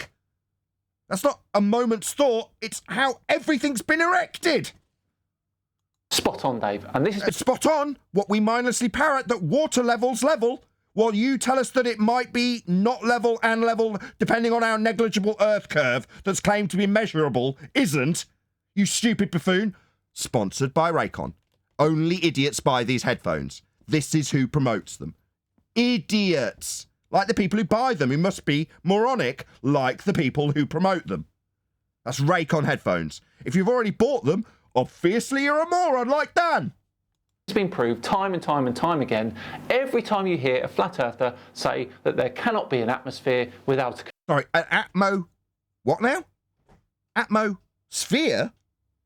Sorry, it sounds like Dan thinks that air, that's atmo, takes the shape of a sphere. No, Dan, no. Our air that we're breathing, that's atmo, doesn't arbitrarily take the shape of a sphere. Gas, that's atmo, takes the shape of its containment. You can't have arbitrarily sphere-shaped air, especially not in a 10 to the minus 17 torr vacuum, as I pointed out in your introduction. That doesn't work, Dan. That's a violation of the law of nature known as entropy law. Second law of thermodynamics. Definitely not got arbitrarily sphere-shaped air, as you've just begged the question of. Now, begging the question of the outcome you're trying to prove here, with gas pressure without containment, by assuming air arbitrarily takes a sphere shape, is a logical fallacy. Again, employing logical fallacy is the work of morons, like the people who buy and support Raycon. Morons, thickos, like dumbos, who employ logical fallacy, like Dan here. He employed a begging the question fallacy of air taking an arbitrary sphere shape. Definitely not, Dan. You don't understand laws of nature. Container. As for the first phrase, stating that water doesn't curve is at least a coherent thought. Sorry, Dan just said it depended on the circumstances. You're telling me that it's a coherent thought, even though it completely contradicts Dan, and this is in his own edited video? So Dan is so stupid as to put his own brethren, that's here and now, Mr. I'm not a professor, disclaiming how wrong he is about it being the same as level when it's not level. So it's a coherent description to say water does not curve. Doesn't. At rest, water's level. Okay, first of all, problem. Telling us the second part of the statement is not relevant and it doesn't mean anything. It's the same statement as water doesn't curve, because level does not curve, Dave. It's no part higher than the other. Well, actually, level does curve. If something... What? Level, having no part higher or lower than the other, does curve, is the antithesis of level, says SciManDan. Is always a certain level above water. Sorry, you just drawn out a straight, flat, level line, Dan, with your hands. Why didn't you draw out a curve when you said level? Was it mentally impossible for your hands to follow the line of a curve whilst describing level? Because that's what you've just done. You drew a flat line. Hello? Because that's what level is. Let's say, for example, a piece of rope. Then after a while, that rope will begin to curve. It will... What? So then it's a curved rope and isn't level anymore? What's your point? These two things are the antithesis of one another. Curve, yet remain the exact same height above the water. So the same height above the water when curving. So how does that prove that Earth is curving? Negligibly? Must I go and get a definition for level now as well? Level, a horizontal plane. Pretty clear. Or line with respect to the distance above or below the given point. So if there's a curve, that would put something above or below that point, wouldn't it, Dan? Sponsored by Raycon, Dan thinks that curves are level. I mean, that is fundamentally retarded on so many levels. Like the kind of people who buy Raycon headphones think that a curved line, and that would be a point that has further points below it, is the same as one that doesn't have any point higher or lower than it. The antithesis of one another. This is retardation beyond comprehension. Like, how stupid is Dan? And that's not rhetorical. I want to know how thick Dan is from you guys.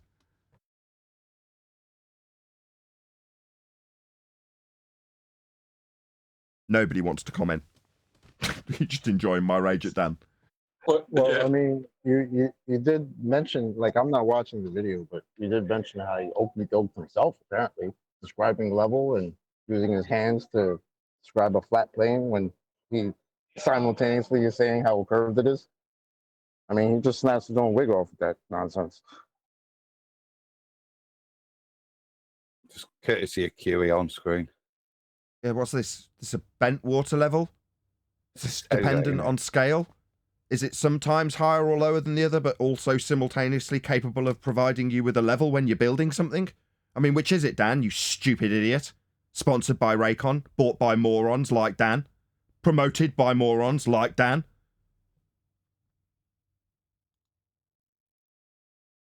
And he just debunked himself right there. A line with respect to the distance above or below a given point. Yeah. So, what, a curve? Exact example I just gave a minute ago. Does a horizontal... What example did he give a minute ago that conformed with both bent and non-horizontal and level all at the same time? When did he do that? Was that just a baseless assertion about something he didn't do in his own video? Line curve, Professor. No. Having a flat horizontal surface, Professor Dave. Okay? So, when you state things like it doesn't curve, it's water finds its own level, you are stating the water from point A to point B is a horizontal plane. Okay, just had to point that out. However, it is dead wrong. Put a drop of water on a piece of wax. A drop of water? A drop? What, as opposed to, like, when you draw out a massive amount of tubing to find an established level for building things? Would that be a drop of water? Does this drop of water represent the atmosphere, sphere-shaped air and the world below it in a sky vacuum? This drop of water? No, definitely not. This little droplet have what you call surface tension. Yes, but it does debunk the point that water doesn't curve.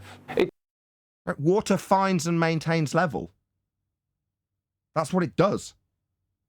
It doesn't say large bodies of water don't. What, like they use for building? Like you've used in... What's the building that's got like a massive stretch of level water used to establish that they're building a tool that's level? There's some crazy, really expensive, billion-dollar building with a canal right next to it. Like literally using the principle of the water to make sure that the building's built level. Anybody know the name of that? LIGO. LIGO. LIGO. LIGO. LIGO. Were they using a drop of water for that, Dan? Curve. It says water does not curve. Right, it's what, some straw man oversimplification from Dan? These photos clearly show otherwise, regardless of the explanation. Well, therefore, water bends around the surface of a curve to be level. Does it, Dan? There's little fine particles and dust and stuff holding onto. It's holding it. It's like having a group of people holding hands together. You are linked together, and you create a circle. It's simply that. It's all the air pressure. Remember, Heinz? Air pressure is greater than that little droplet with the little dust particles on it, which is giving it water tension. Probably the worst explanation for surface tension I have ever heard. Why? What was wrong with it? Does Dan ever actually qualify any of his straw man statements? I mean, when I pulled apart his nonsense introduction, he didn't even say any words. He had a depiction of Earth as a sphere in a sky vacuum, and I qualified how it wasn't real. Whereas when Dan seems to think he's debunking something, he just says, that's a nonsense statement. Cut to the next bit. I noticed the same thing with Blue Marble Science. Like, I saw a whole video and I was like, where was the debunk? Hence why it's that way. Now, if you had to add another droplet to it, see, it's already starting to what? Find its own level.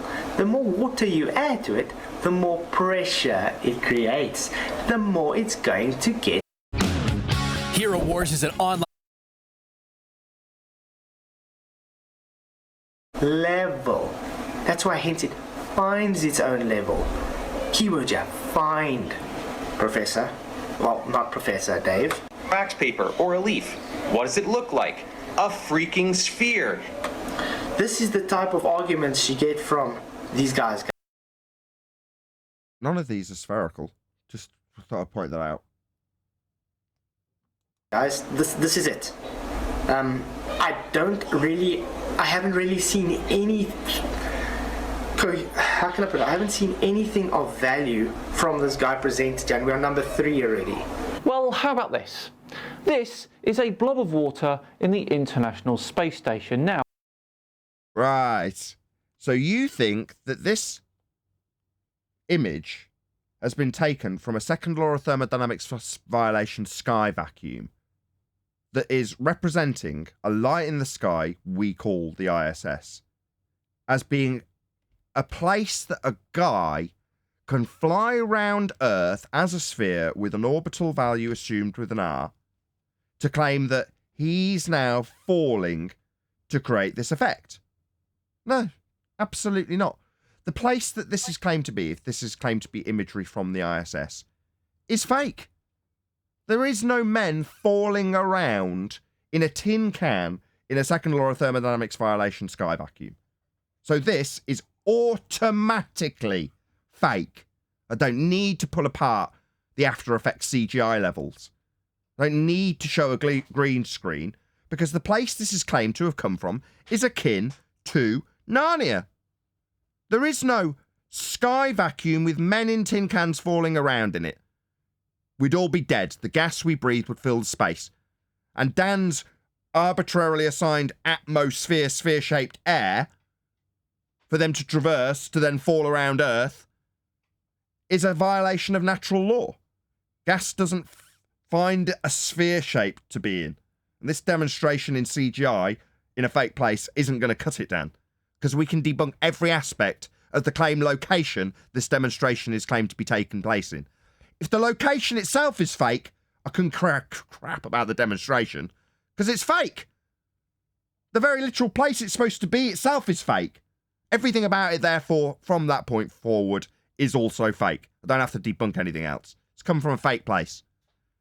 Shout out to Chow Yun Cat. He says, hold firmly to the word I preach to you, that Christ died for our sins according to the scriptures, that he was buried, that he was raised on the third day according to the scriptures. Heart, hand, and then a Bible with a cross on. Thank you very much for the super chat, Chow Yun Cat. Really appreciate the support.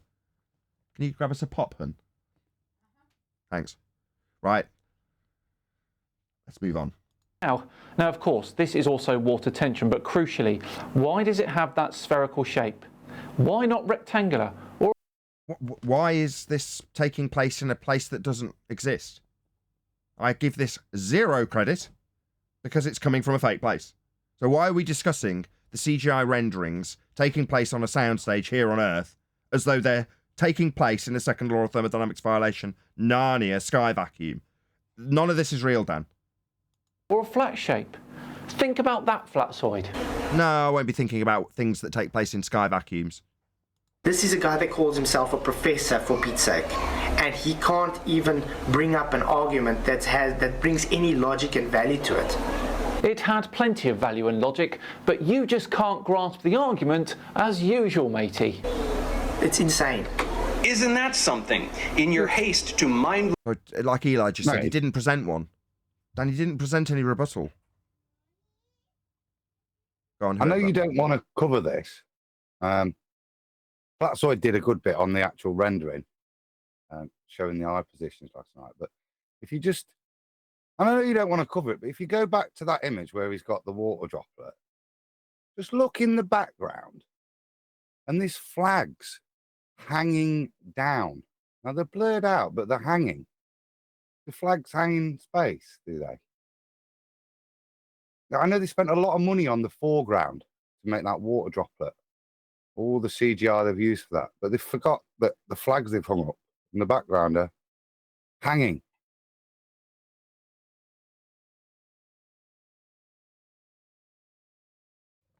Okay, I'll just see if I can... Is it playing? Look, it's a little blurry, look, but can you see it? Look, the Swiss flag, the German flag, all painted on a white flag that's hanging down. Oh, yes, in the background. Like washing. Yeah, like a washing line. Yeah, Dan. Why the flags hanging down? Who gives a shit? Sorry, you duped me into this, Adam, you bastard. I know, I did apologise. First, I know you don't want to do this, but it's just like... Yeah, I could, like Adam's done, spend all day error, isn't it? pulling apart the inconsistencies. But what are they? They are continuity errors. Well, why would I describe them as continuity errors? Because it's a production. This is a set. So you're going to buy into the magic tricks that they're showing you on a set? No, I'm afraid not. You have suspended disbelief beyond where I can suspend it, Dan. You're going to use that as an argument? You've got to be joking. Yeah, prove you can have a gas pressure without a container if you're going to show me this shite and claim it as a proofsy. About water. What did you show? forgot to look at water. Again, Dave, air pressure around it. Little dust particles. It's called water tension. It's a droplet of water, Dave. I'm not sure what's funnier, the fact that Flatzoid doesn't understand Dave's argument, or that he thinks surface tension is caused by dust. When do you take a water droplet? Pardon? When did Flatzoid claim that the air pressure is caused by dust? He mentioned dust in the water at some stage. Right. But see, it's just a straw man, isn't it? He's taken something he's mentioned, rebuilt it into something that, and made a claim that Flatzoid's making out that dust creates air pressure. And measure your level with the water droplet. Water curves, my friends. Okay, water curves, guys, because of water tension of a droplet, guys. This is how water curves. Just before we move on, so there's a couple of different levels to this argument that I've seen. If anybody could name a third, then fine. So there's also a different variation of this, which is the meniscus layer. So if you've got a pond and you go to the edge of it, you can see that it sort of dips down towards the edge where you've got the surface tension of the water meeting whatever the boundary is for the pond, for instance. And that has a curve to it. Now we're talking about a millimetre. You know, you'd be hard pushed to see it with the naked eye, but it is there, and you can get a glass of water and probably do the same thing to see the meniscus layer of the water curving at the very edge, where it forms the surface tension. But the rest of the water's flat. So, okay, he's majoring on the minor, but to his credit, he's got a point. Depending on how the flat earther that he's challenging phrases water being flat. No, you can show raindrops, you can show droplets like they're showing, and you can debunk a badly phrased flat earth argument. Now, what Flatzoid's doing is clarifying the position as much as he possibly can, which is to say, no, water at rest finds and maintains level. Now, that's the succinct version of the statement that is a principle used in building. So, although it isn't necessary for us to get into the wrangle-dangle about bloody contradictions in terms about levels not being horizontal or flat, but the burden is on Flatzoid because he's taken it upon himself to address strawman claims that Dave has asserted. It's getting very confusing because this is a response to a response to a response. But that's just how it goes with Dan, it seems. That's what he does. I can relate, Dan. Yeah, I just don't get 115,000 views with my response videos to Neil deGrasse Tyson or you. Be nice if it was the case. It isn't. But it does. It's on the screen. Go on. I just said you should. You should have more.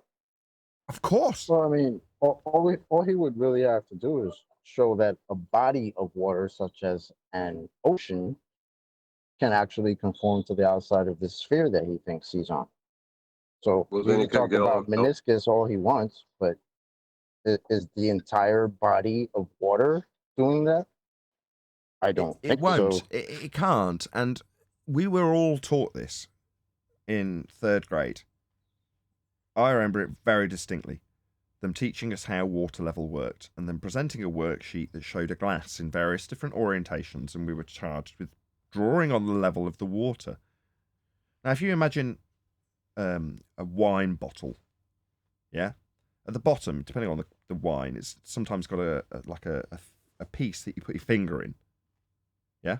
Like on the bottom of the wine bottle, like a little divot that you shove your finger in. If you imagine that divot thing goes into the bottle half an inch, and you've got 3/4 of an inch of wine in the bottle, does it conform to the curve of the divot at the bottom of the bottle, or does it find and maintain its level at the top? It finds and maintains its level. and it won't matter what orientation you put beneath the water.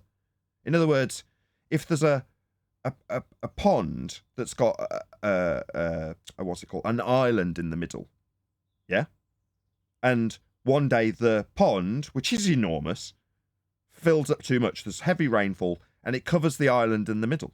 Yeah, it raises enough to cover the complete island that's in the middle.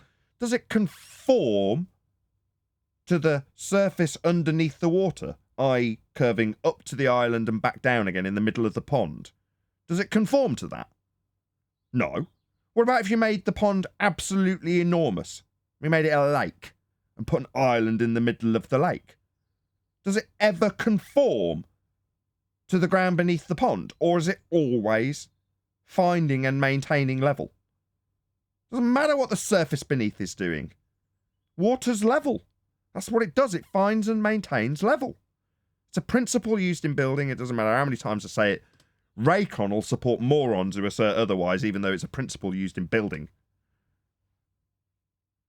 I was thinking about it's funny because this is I know this is a tough argument for them, because literally just the physicality of water and its characteristics debunk the notion that we're on a ball with water conforming to the outside of it. Literally by itself. It does that. Just know how water works, and you know that it can't work on a ball. Another quick shout out to Bex, who says, plain and simple, support. Oh, thank you very much for the support. Really appreciate it. Right there, I'm not sure why you're laughing. Show me an ocean curving, please. Now, that's a different question, Flatside. Here you go, by the way. Another picture from a second law of thermodynamics violation sky vacuum of gas pressure not filling space. So this is 10 to the minus 17 torr vacuum, eh, Dan? You're not aware of entropy? Yeah, gas fills space. That's what it does. It expands in all directions at a high velocity to fill whatever volume is available to it. If this picture was real, we'd all be dead. How can you have this high pressure gas not filling space, Dan? Nonsense. Sounds like he's also debunking celestial navigation and the baseline that you measure angles. Sorry, John. When Flatsoid just said, so show me an ocean bending, and did he just say, oh, that's a different story? Wasn't that the story he was just trying to clarify with the meniscus and all this crap? So we okie doke to another story now because he asked for the actual proof, like what I just said. Show me the actual ocean bending like that. That's pretty cute. Way. Look at this curved meniscus. There you go. I called it before it came up. Look at these waves. Waves, eh? All right, okay. So you think waves are debunking the fact that water finds and maintains its level and it's a principle used in building? No, it's not. Yes, that's what they think. They say waves. Surface ride waves and waves curve. Yeah, and you can have raindrops as well. Fascinating stuff. Meanwhile, gas, which expands in all directions at a high velocity, is filling volume. So when you're showing us pictures from space, claim that all celestial navigation is bunk because you can't acquire elevation angles based on a picture taken from a place that isn't real, and you're going to debunk the principles used in building things with a wave. No, it's not going to cut it, lads. These 2015 arguments are crap. You see how he has to go past it really quickly? Oh man, I hope I can get into it quickly. Curved meniscus. What is this container it is in?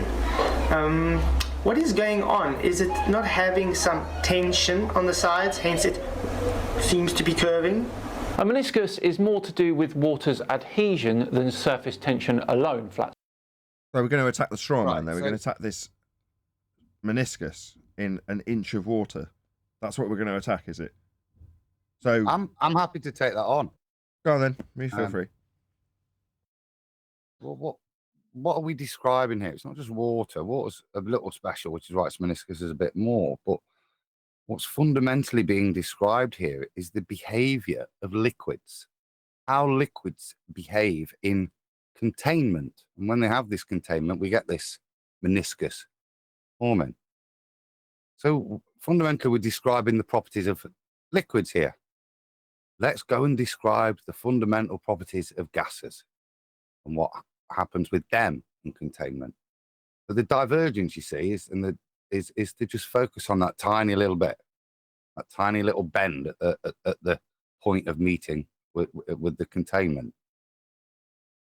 I'm happy to accept that. That water does that, but let's then focus on the behavior of gases with containment, because that's their weakest argument. And if that's their strongest argument to discuss how intermolecular bonds work with water, then it's not really addressing their point, because it's literally just talking about that small zone where the containment occurs. Like well, that's why you said the bending of the ocean is a different story. It was nothing to do with it. Yeah, it's not. Even if you allow it, the two forces involved in creating that are very different, aren't they? One's gravity that's causing this massive bending of and not seeking a level fundamentally, whereas the other one is like it's the surface tension right at the boundary point. But the rest of it is flat, but you get that small pressure compression at that point, which creates a minute thing, but it doesn't change the validity of the statement that water finds its level. Just as a gas will fill its volume, will occupy its volume. Got the best super chat ever from Sensual Goat. Says, I'm at work, right? I'm listening to the show, using my Raycons. Now I feel sad and stupid. Unhappy face. This is the best possible advertising you could ever have.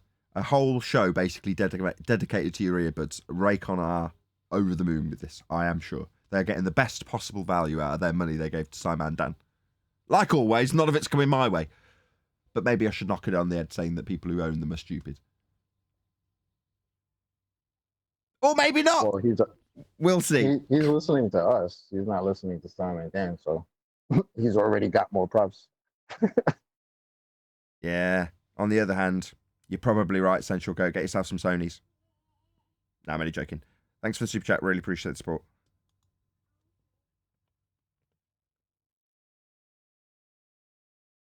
And why is it curving the wrong way, Dave? Maybe that's why you had to quickly just poop. Yeah, that's a good point. I was thinking, God, this is getting a bit tedious actually listening to the Meniscus response from Flatsoid. No offense to you, Flatsoid. It's just, that's just how it is. But yeah, suddenly Flatsoid's completely redeemed himself and caught my attention.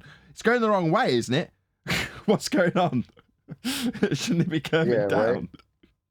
The little tiny bit of curvature they're arguing for is actually the reverse curvature of what they should be arguing for. Just hilarious. So is this conforming to the surface of a sphere Earth? Is it down in this little test tube? The wrong way.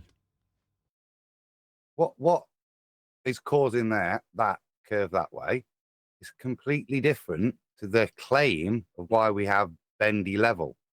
Yeah, the force involved in that is gravity. That's the thing that makes level bent, isn't it? It's a completely different force as opposed to what's the supposed cause of the opposite directional curve.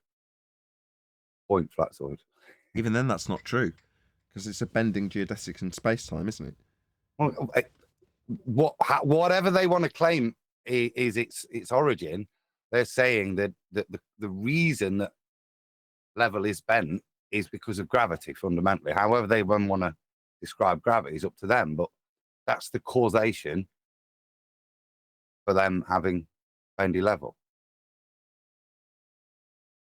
Pass it by for the people. Again, you're missing the point here. You say that water doesn't curve, and Dave is just showing examples where it does. Okay, so we would all concede, if you want a point for it, Dan, you've got one. Yeah, numpty dipshits that say water does not curve are idiots. However, water finds and maintains its level. It's a principle used in building. It was addressed initially, and you hand-waved it. You also said that when using that principle, it's only because Earth curve is negligible when it's claimed to be measured. This curved meniscus. Look. A curved wave. It's a moving water. Water finds its own level at rest. That's why you don't have the word rest in here. Is that why? So that's kind of dishonest, don't you think? No, I don't, because it doesn't say water finds its own level at rest. Well, what's it? It doesn't say. What, the straw man you're building up with a stereotyping fallacy about what flat earthers say? Because that's what this is. You're taking apart what flat earthers say. Yeah? Most tragic flat earth saga so far? This is a stereotyping fallacy, Dan. So what's it? Does it? What's it? Is it your stereotyping fallacy that flat earthers say water doesn't curve when they say water finds and maintains its level if they've got an ounce of intelligence? So I'm not going to say you're too dumb to know it's rest, because at least you have an IQ 1 greater than Sean Hawkins, so you do know it at rest, but you're going to leave that out, you know, because it's moving, that means it's not at rest. Dave? Look at these waves. Water curves all the time. Yeah, unless it's at rest, then it's quite useful for building things. Level. Isn't that what this is all about, right? Level being curved because you're morons? Water is not magic. It is subject to influence by external forces. Yeah, like air pressure, containment, temperature change, phase changes. Yeah, that's why they say at rest. Water lies level at rest. Flat earthers trying to be scientists is just the What? When did he claim to be a scientist? So is this going to be a projection for something later that comes where he has to use a little bit of a swindle with magic about science he hasn't got? Because I would suspect so. Preemptive projection? He didn't claim to be a scientist. I love how he said water is not magic, when simultaneously trying to describe how a body of water can magically adhere to the outside of a ball. Well, I think the it's irony the is beautiful. I think it's the sharp. shiny Excuse me object for defense. interrupting. Excuse me for interjecting, but does he have access to the main text chat? Because I've posted some images of water dead still like a mirror on lakes. Dead still. And they're like mirrors. Well, that's something we can get our teeth in. Maybe someone will post it in Master B so I can present it, and I will if it comes my way. But yeah, the fact that you can get a mirror off it, a mirror reflection, well, you can only get that if it's flat. Yep. First of all, happy Christmas, Mr. Gent. And if you stick what them up, in- yeah, same to you, sir. Same to you, sir. Glad to hear your voice. Mr. Thank you, Aiken, pal. thank you. funniest thing, isn't it? It seeks its own level. So when it seeks its own level and it becomes at rest, it lays perfectly level, flat, horizontal, plane. Just like all other matter. With a spherical water droplet, that's the electromagnetic force. Water molecules make hydrogen bonds with one another, which in this context we refer to as cohesive forces. That's why water has a very high surface tension. And he just debunked himself, guys. He really didn't. I've had enough of Flatzoid for this one. Yet another 10 minutes of Flatzoid failing to understand an argument and then dishing out word salads left, right and centre. Look. So you're going to detail it and how it's wrong? Dishing out word salad left, right and centre. Okay. So go through what he said and explain to us how it's wrong. Or is that just going to be your version of the second-hand wave dismissal? Let's see. Look, I've had a lot of fun doing these, and there is more if you want more. Just what of you doing precisely nothing? Let me know in the comments. But for now, we're all done and dusted for another Flat Earth Friday. Is that it? What did he actually achieve? Got some sponsorship, some headphones. Got sponsorship. Just cash. Just make a shit video. Remove your cat at the start of it. I mean, amateur. I don't get it. I really don't get it. Here's those pictures from Jen. There's that first point he was making about the shape of the surface that the water sits upon. It doesn't conform to the surface. Yeah, this is what I was describing at school. I remember doing this in like 3rd grade. Yeah. Best Exactly. example of that's like a swimming pool with a deep end. Right? Deep end's like 12, 13 feet, whatever. and the shallow end's like 6 feet. But what does the surface still look like though? Right. Hey QE, how you doing? Hey John. I'll just Good day. Want to plug your show for tomorrow? You can plug your show if you want. I'm still live, so this is still relevant if you wanted to do a little plug for the first time ever. You normally join in the after show. I'm just happened to have run over because we were covering the end of this SciManDan video.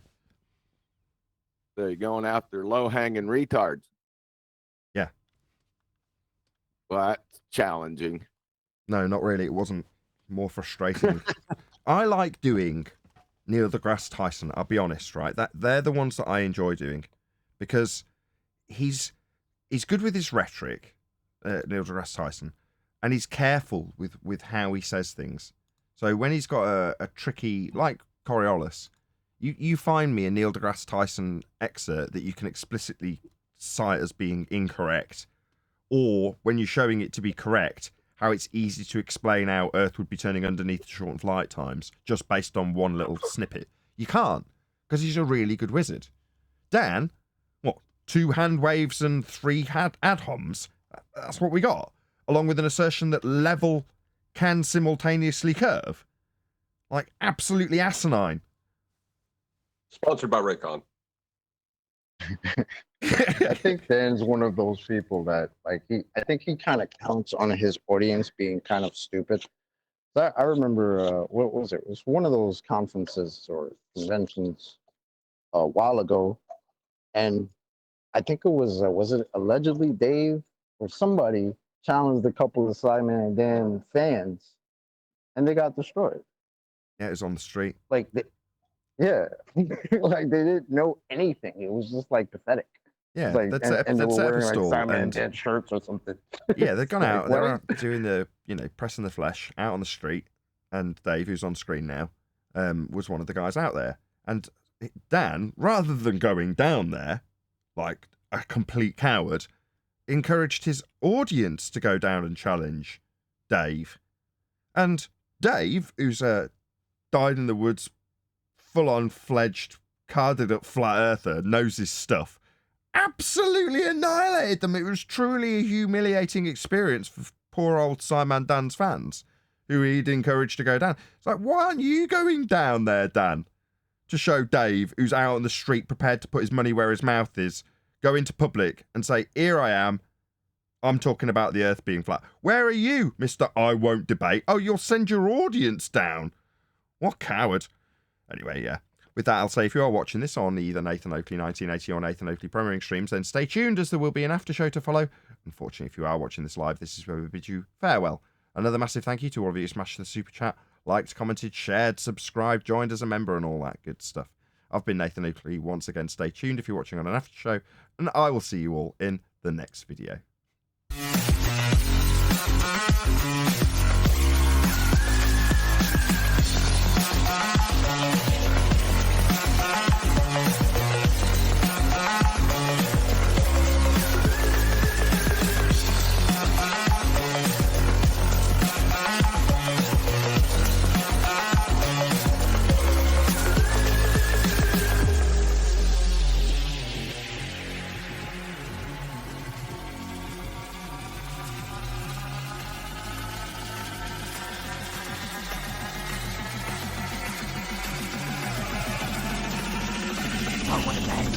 What a lovely day!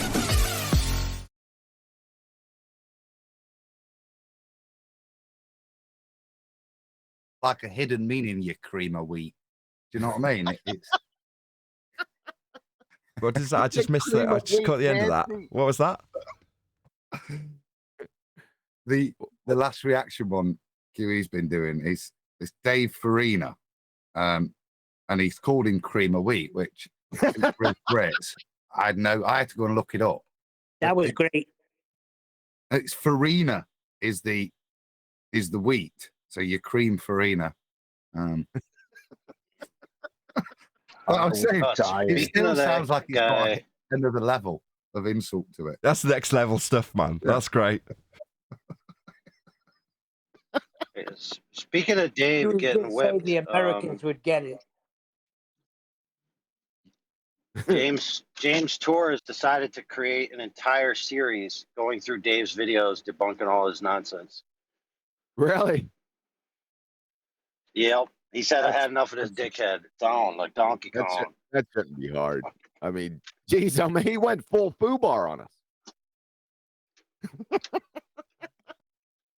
Yeah, so the first one was about abiogenesis.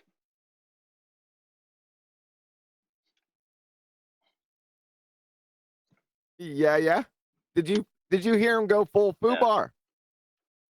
Oh, yeah. Dave? Is he still talking? His AI still talking, but he's chopping. A little bit. Yeah, full foobar. He was listening. He did say. But go ahead. Okay. Who's going ahead? You. Tell us about. I don't know about full foobar. What the hell are you talking about? Foobar's not even a word. Yes, it is. Well, it's an acronym. You Okay, don't what's know foobar? So you don't know what beyond foobar all recognition. No. I know what the Go ahead, acronym is. Chocolate. What I mean is, what are you talking about? Not what does.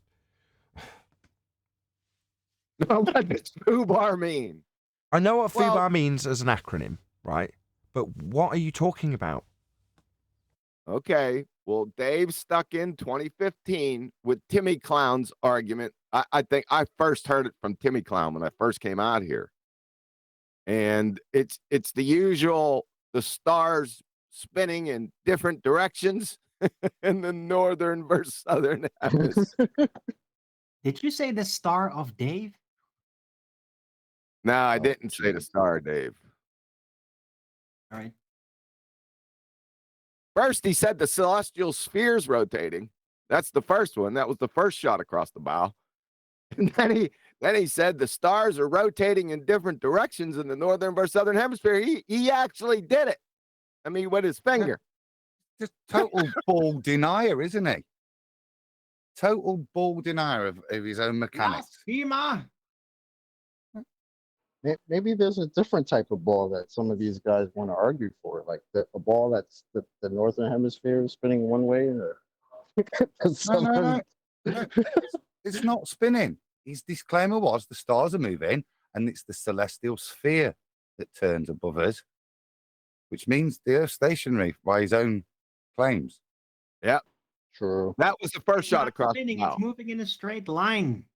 No, Right. that was the first shot across the bow, and then he directly contradicted himself and the heliocentric model by stating more or less that the sun, moon, and stars rise in the east and set in the west and the north, and then the sun, moon, and stars rise in the west and set in the east in the south. There you go. That's That is full one of the foobar. dumbest things you could say. That is foobar. I mean, that's just like no matter what the angle of approach is, it's just blatantly incorrect. Incorrect. Danik has the I would go up photograph. a little bit Danik higher has than the that. photograph he claims. Yeah, but that's why I'm saying from AI. every angle, it doesn't really matter what you presuppose, it's just incorrect. No matter what. Even in the world where 2 + 2 is 5, that's still just incorrect.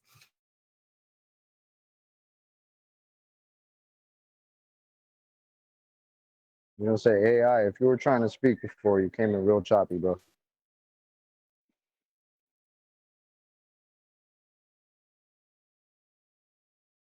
We may have another one go full foobar this evening. We may.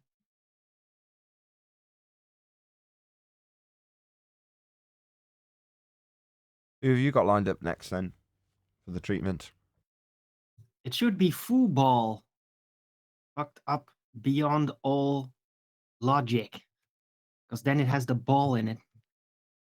And also says, fuck you, ball. In short. Football. Also, when you translate that directly phonetically into Dutch, it just means football. So. Someone knock him out.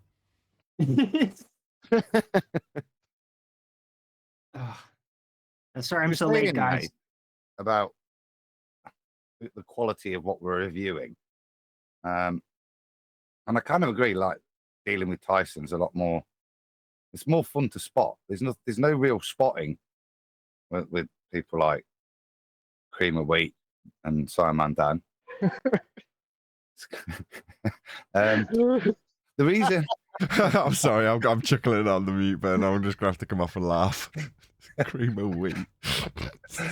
The reason I asked QE to do this one was slightly different. As I said, it's what I found. I mentioned it six or 7 months ago, and I was noticing that these guys are going out into the non-flat Earth arena to poison the well, and that's kind of what I wanted highlighting in this, that just to see who they're talking to, and more importantly, look at these guys nod along with no knowledge.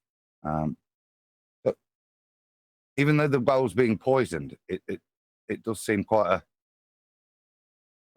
an easy task, I think, to go out there and actually start presenting to these guys the truth, because the audience they're presenting to there are the lost.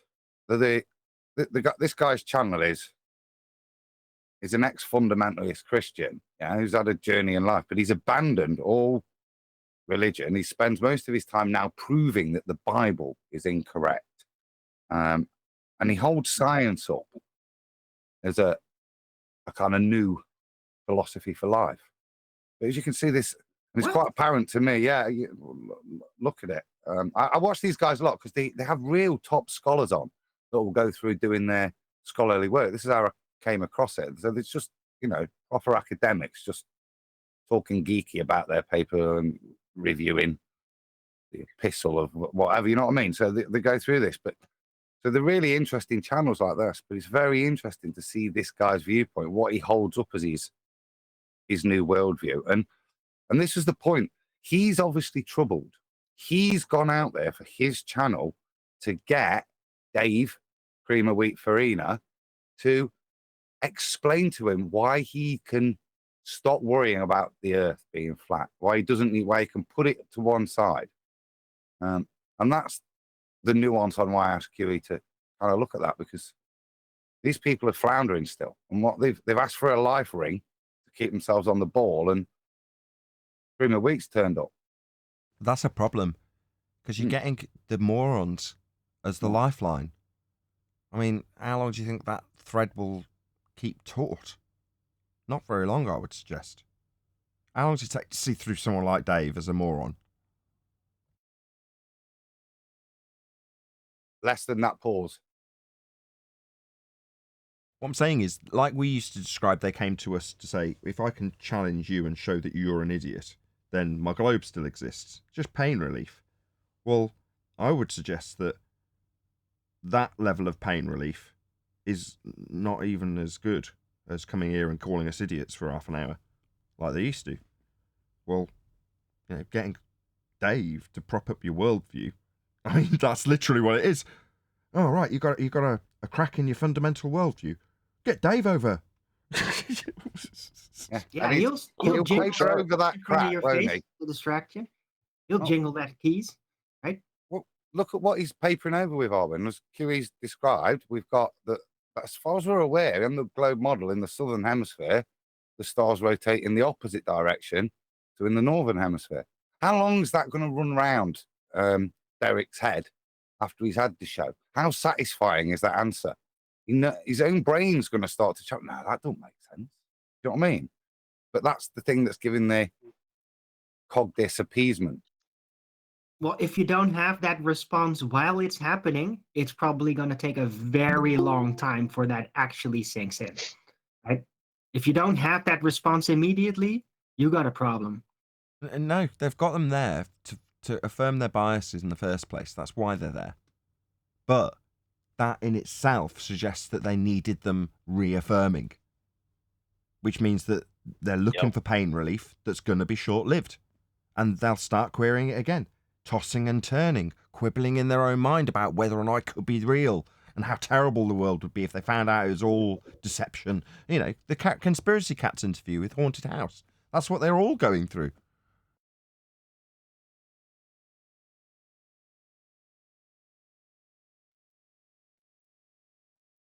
but not So all the speaking time. of though. level, You go. so speaking of level and flat versus curved paths, I had a correction to make from last week. I want to say it was Brian, I can't remember who, was saying that he needs the pitch data to prove the arced path. That's not the data you need. You need the attitude data. Because the pitch would just be reference to the assumption of what level is. It wouldn't tell you what path that level is. You need the attitude data. The attitude and the pitch are different. Yeah, Adam. Now back when we asked when Wolfie was asked to provide it, I don't think he was asked. I think he put it forward. He said, "Hey, I have this data that will prove the plane takes an arced path." Right, which was the attitude data, but he never, of course, provided it.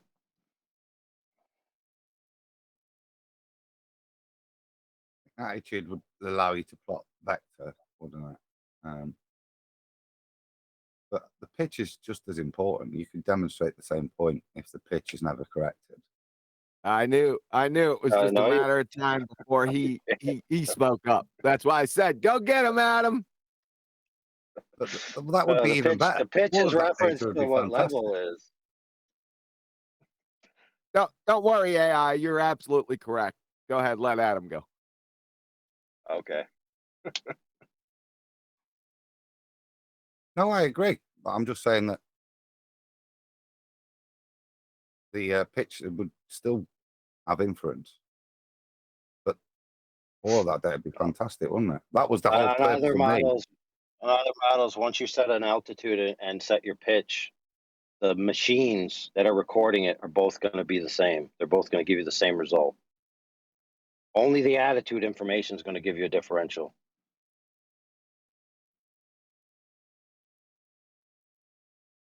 Preach it.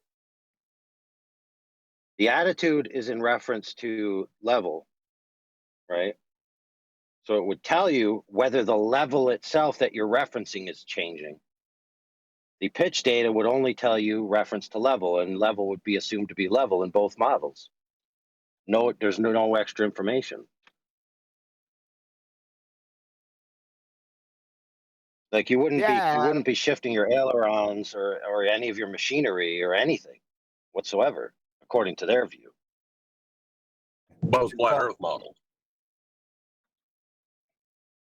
Just hold on. I'm trying to provoke him. Well, not. That's part of my presentation. Is the first thing is that that's what the pilot's using. Now I can't have access to the cockpit, which is why I take my accelerometer. So all I can do is look at that pitch. But that was, if you listen to my presentation, that's the first point I made. Prove it.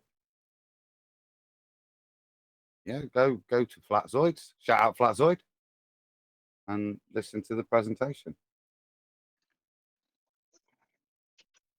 That's an elephant hurling fallacy.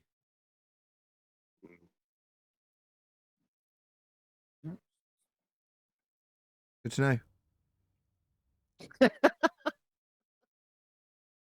I will point out that it is Yeah, but true anyway. that level is level in the model. Well, what I was going to say though is they're just both flat Earth models. What are both flat Earth models? I've never seen a flat Earth model in my life. Show me one. Well, Patricia Steer might have been one. Well, when they hold up two models and they say this is the flat Earth model, and then they hold up another model and say it's the globe, it's actually a flat Earth model. Celestial navigation, the celestial sphere. Who are they? Globe model. Who are they? Anti-flat earthers, globers, anyone that believes in heliocentrism, it seems like, does it. So what are they holding up? It's a false dichotomy, straw man models. Both of them are flat Earth models. Hold up. That they're holding up. That means it must have some kind of physicality to it. Okay, now you're just being pedantic about words. Presenting. It's just a conceptual physicality. There you go. It's a conceptual physicality. Hit him with the wall, chocolate. Hit him with the wall. Well, no, hold on a sec. I can worm my way through this, I think. You can't. Yeah, the celestial sphere model, I wouldn't say it has physicality. It just represents angles you take from the surface of Earth. But then it shows in the geometry as a flat plane bisecting a sphere. That's a cool story. What's a model? A physical representation of something. So it's physical representation. So they are holding something up. Let me see some flat earthers holding a flat earth model up. Well, what was the azimuth model that most of them push? The AE map? North-centric That's a azimuthal map. equidistant projection. That's a map. That's not a model. So if I'd have just said map, both would have been accepted. What about Rob Skiba's model? Let's put the burden on John just for a second. So when John, as opposed to QE, so let's put the burden on QE for a second. When John went to debate Toon, or whoever he debated Ruhif, and the position that they put to him was claimed to be of a model. That's what he's talking about. He's talking about their claim of having a model and defending their claim of having a model when they say the Earth is a sphere, versus another model that they will hold up as a straw man false dichotomy that they say is a model that they say flat earthers claim to be their model. And John's saying that those two non-models that aren't represented in physicality in any way, shape or form have both been derived from the celestial sphere model, which is taken from elevation angle measurements off a flat plane. Ergo, they're both flat earth models. That's what he's attempting to say. So if you would say that they're not arguing models, what are they arguing when that debate took place? You asking me what they're arguing? Only because they would assert that the model that's being asserted is a sphere Earth model. So if they're not asserting a sphere model, so if someone just went from this video to that and they're like, well, they said the sphere model, where would you object? Object. I would say, let me see that model. Didn't we have a show one day where At which point they would show it you might a have been celestial. it might have been slightly flippant, but didn't we have a model a show where we presented the flat Earth model? Yes. What was it? Am I crazy? It was sort of tongue in cheek, though. There, chocolate. We're getting off the topic. What's a model? Well, look, hold on. Let me restate it as map. They use two flat Earth maps to claim a heliocentric model is correct. Can't use maps. Okay, we can deal with maps. Then I got that. So the maps are good, but you said on the end a spherical model. I've never seen that. Well, it doesn't exist because they're using two flat Earth maps to claim it. But Well, there you go. Then that's the end of the discussion because it doesn't Right. exist. Cool. Right, it doesn't exist. That's what I was saying. Damn it, leave me alone. Where's cream of wheat at? What are we covering tomorrow? We had a Tyson I don't video know that we what never we're got covering. to because of Yeah, Planet Peterson. Yeah. Remember? You're an Indian giver. You said go ahead and plug your show tomorrow, and then you closed out the show. What, half an hour later? Not a half an hour later. It was only 2 minutes.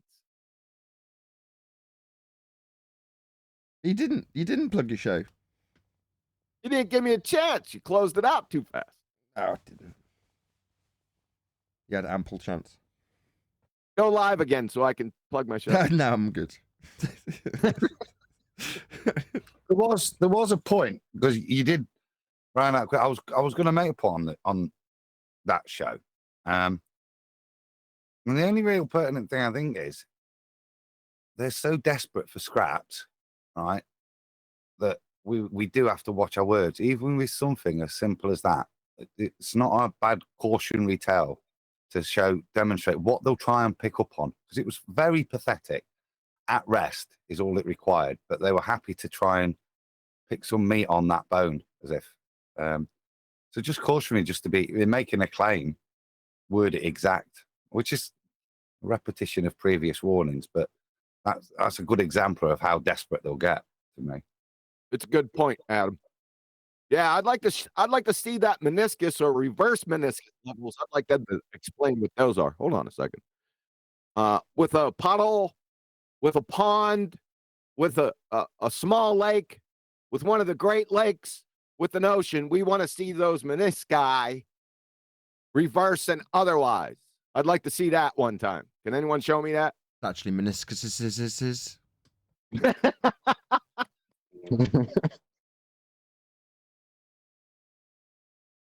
The minuscule. They have working knowledge of that. It's negligible. It is pretty weak, though, isn't it? Let's be honest. And can anyone blame me for being bitter when that weak ass crap gets 115,000 views? And free headphones. And free headphones. What an outrage. No, I can live without the headphones, I'll be honest. I mean, the thumbnail for his video, I mean, to be able to go ahead and type in flat synonym and see level right there, number one. That, I mean, I don't understand how his whole audience can miss that. Also, just for clarity, right, so people are clear about my motivations and such. If Raycon approached me and were like, well, we'll sponsor you then, I would say absolutely, and I would take their money in a heartbeat. Just want to make that clear.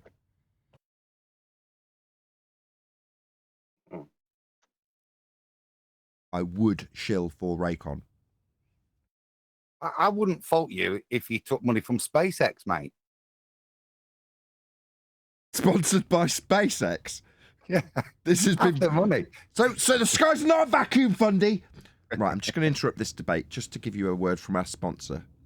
SpaceX, bringing you the world. Right, what about gas pressure out of container, Fundy? Brilliant. That's great. I reckon that will work lovely. I think that Elon Musk would even appreciate that comedy-wise. Elon Musk drives a Bugatti. A Bolide, no less. He drives like a race-ready, fully stripped out, as fast as it can possibly be, W12 quad turbo. I like Elon Musk, I can't be honest. That's such a cool car. But does it have... You mean you like the car? Have a catalytic converter? I like the fact that someone's bought it and it's driving it. So the thing I object about, I've got nothing against people buying bazillion-dollar cars, right? If you've got the money to buy a bazillion-dollar car, great. But drive it. Don't stick it in some shed and show your mates and then tell them it's an investment and then sell it 5 years later when no one can get one and really, everyone wants it for whatever reason. It's a car. So buy it and drive it. So when I saw shots of Elon getting into his Bugatti, I was like, my respect for you goes up one notch. Because that's whatever it is, 15 million, who cares? It's a ludicrous amount of money, right? It's irrelevant. It's a car. So what do you buy a car for? Well, to drive. And what does he do with it? Well, he drives it. So you think, good, that's what it's for. Very nice, very fast. But it's a car, so drive it. And he does. So good. Good for you, Elon. I could still see him taking it to the Tesco car park and doing donuts as well, mate. You know? I don't trust Elon Musk, but I do like the cut of his jib. Everything he does is... Exactly. In the same vein as there's a certain amount of admiration for how Neil deGrasse Tyson does things. Well, you go, okay, I don't have to agree with anything that Neil deGrasse Tyson's punting to say, you've got to admire that wizardry right there. That was skillful. Don't agree with it, and now I'm going to debunk it. But I still think it's skillful.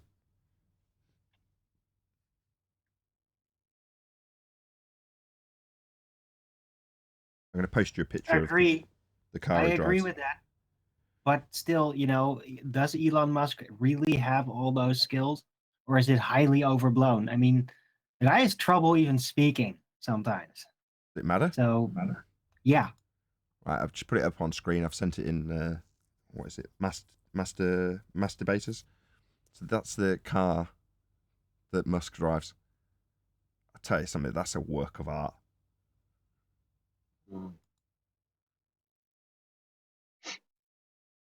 And it's automatic. Don't know about that Scottish flag on it though. Yeah, Brian. That is beautiful, isn't it? There's only one car that's They probably gotta have a. the only car that I would say is better than that currently that you could actually go out and purchase is made by Gordon Murray. So the T50, which is like a 3-seater. It's like the McLaren F1 that everybody thinks is the greatest car ever made. Well, he's basically tweaked that and reproduced it, but just not under the McLaren name, under Gordon Murray. And that is a manual. And that will be, when it's out and people are actually driving around in it, it will be considered the best car ever made with a combustion engine. Gordon Murray Blaster or something, is it? Would you go out with it? I wouldn't boot it. Again. That thing's hideous. Oh, it's absolutely glorious. It's a proper penis extension. I don't like it. I don't think it looks good at all. There's much nicer Bugattis out there than that one, I'll be honest with you. Yeah. What is that? Is that the intake on the roof? It is. It is. Oh. Yeah. That awesome. Looks like a Batmobile, bro. Yeah, it does, doesn't it? That's why it's so cool. That's exactly why it's so cool. It looks like a Batmobile. Yeah, and that's why I bought my RCZ, Nathan, for those Batmobile back window. It's exactly why. Anything we basically all want to be Bruce Wayne, right? Yeah. Because we want to be Batman. Well, if you've got 50% of being Bruce Wayne, why wouldn't you drive this car? Yeah, I'm basically Batman. I'm just not invincible.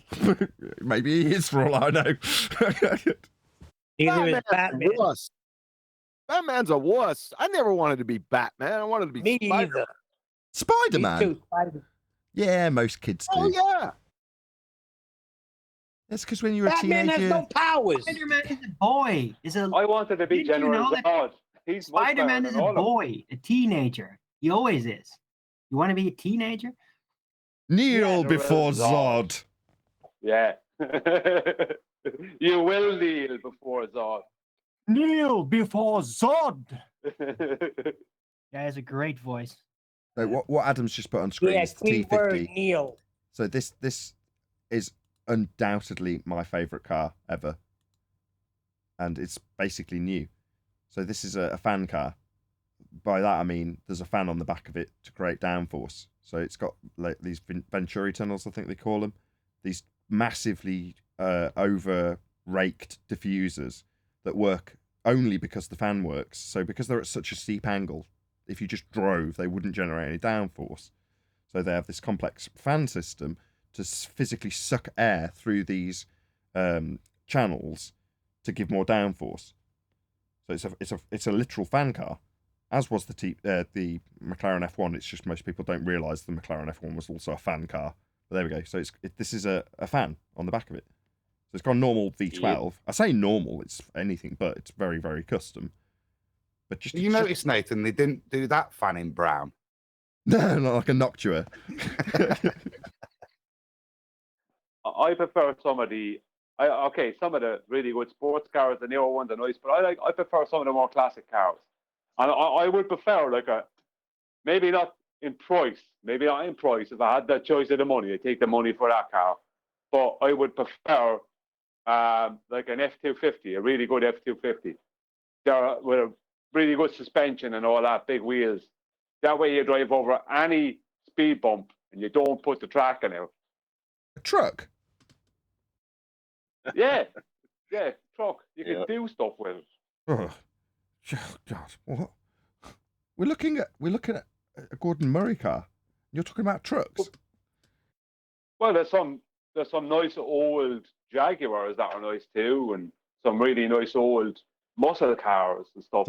I prefer as far as the disgust in Nathan's voice when you said truck was hilarious. a truck. I'm not saying I wouldn't like that, but I don't like that particular car there. If I was going to get a Bugatti, I'd get one of the Veyrons, maybe. Just the silly money that the stuff that costs on it. So I used to, a kid I went to school with, so when I was in high school, his brother-in-law, who he lived with because he was an American exchange student, used to work in a classic car dealership and do service and all the rest of it.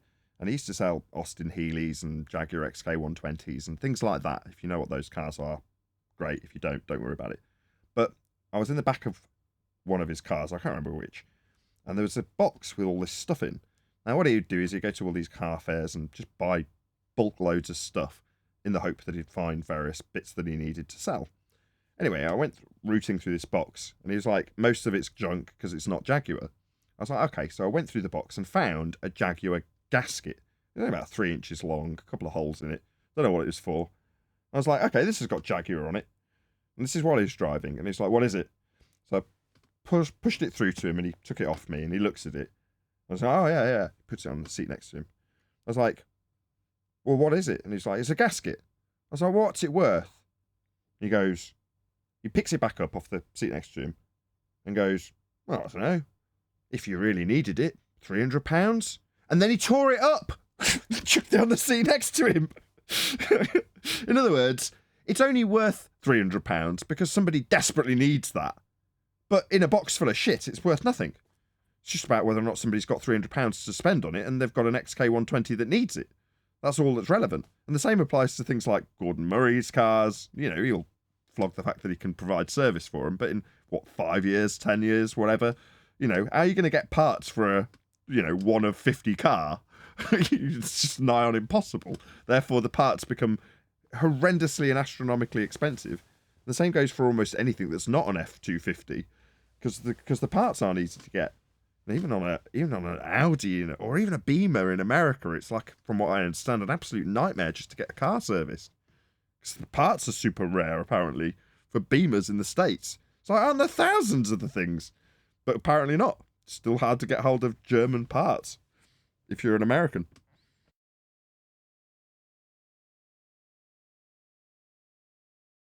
But when the car's new, when you've got a Bugatti or you've got a T50 or something like that, what's the point in having it if you don't drive it?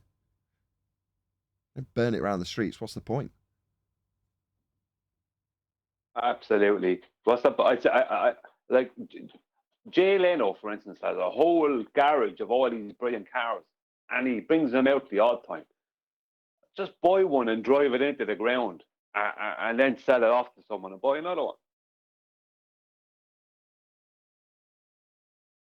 Jay Leno drives his cars though.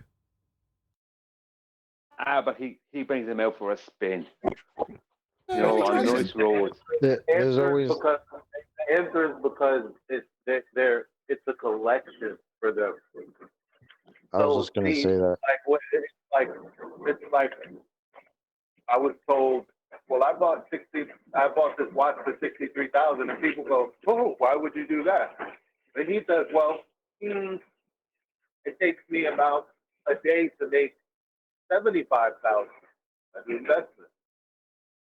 Meanwhile, someone who wants a TV takes how many paychecks? So, from that reference point, they're the ones that are actually wasteful.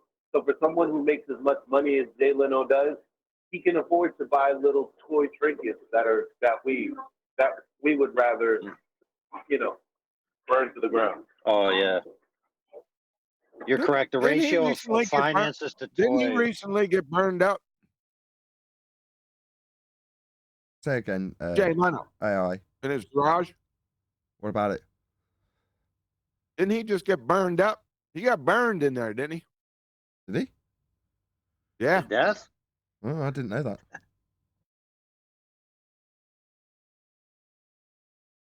What were you going to say, AI? Wow. Is that what you were going to say? I was just saying Elijah's point is true, that the ratio of your available finances, the amount of toys you have, is much greater for people the poorer they are, it seems. Like, they do waste more of their money an entertainment and frivolous objects than the rich people they criticize. Yeah, most of them are in debt for it. In other words, they're buying it with money they haven't got. I put a car in Master B for you, Nathan. Yeah, you remember, you should know this one, Nathan. The free cell phones, remember that? All these free smartphones and cell phones, everyone thought they were getting them for free. Right. It's like I signed up Obama for a phone? free phone. Oh my goodness. The Obama phone? No. Obama All the phone. old cell phone plans that they would advertise like a free iPhone, right? But then you were in a 2-year contract and you were essentially paying them over $1,000, $1,500, sometimes even $2,000 for 2 years. Okay. That still happens, by the way. It's like, oh, get this high-tech phone for free. You just have to pay this outrageously expensive thing every month for like a long period. Right. That's true. And they did change the structure like about 5 to 7 years ago, where they started declaring the amount of month payment goes to the phone, and they separated it. So where you're like, oh, I pay $30 a month for my phone. Before that, people would end paying for their phone and they would say, okay, I have an iPhone. I don't want to get the new upgrade. So I'm going to not get the new upgrade and avoid paying. The problem is that they're now using an old phone, but paying full price for their service where the contract was all rolled in. So they're basically wasting $40 a month as part of their bill and getting nothing for it and thinking that they've won. Yeah, but that's really stupid because there's actually ways to bypass it, right? Because I used to start out in a phone contract like that. I'm really happy with the phone that I did get. And then I realized one day, walked into a store, talked to somebody who knew about phones, and it's like, yeah, but you can actually switch that to a really cheap other provider. Like, oh, I never realized that. Oh, even so you can but just even switch in the after big like a year. providers. Yeah, but even in the big providers, once you paid the phone off, you could reduce your bill, but you had to proactively ask. They wouldn't just do it for you. So basically, Yes, like, well, if exactly. you're dumb enough to keep paying us, we'll take it. Exactly. Was that And a? I What the hell didn't. happened here? Hold on, just want to ask What the hell Brian happened something. here? I leave for a couple seconds and now we're into personal finance and shit. This Yeah. is just a feeble obfuscation away from Spider-Man kicking cars. Batman's ass. So the car that you did put up, Brian, is that a 1967 Shelby Mustang GT500? Yeah, it is. My daughter's named after that car. Your daughter Eleanor. Yeah, that's what they call that car. They call it Eleanor. Yeah. That's Eleanor. Yeah. My daughter's named after that car. That's what we named her Wow. after, that car. Does she know that? Yeah, she knows that. Wow. Really? Oh, okay. Well, you can send her that picture, Nathan. Oh, I showed her that picture. I sent that to you a while ago with the tagline, "Get the fuck out of my way." That's what it was. Because that's what the car says. Yes, it does say that. Yeah, Gone in 60 Seconds. That's the feature main car that they're stealing in the film Gone in 60 Seconds. And on the list of girls' names that they give to all the cars that they steal, they call it Eleanor. We all know that, Nathan. Yeah, but there might be people that are Oh, younger than our age that don't know Gone in 60 Seconds. That classic Nick Cage movie. Yeah. All right. Fair enough. A tolerable Nick Wake me Cage up when we movie. get back. Wake me up when we get back to Batman, we could throw Superman in there too. Batman, Superman, Spider-Man. Superman's going to absolutely annihilate anyone.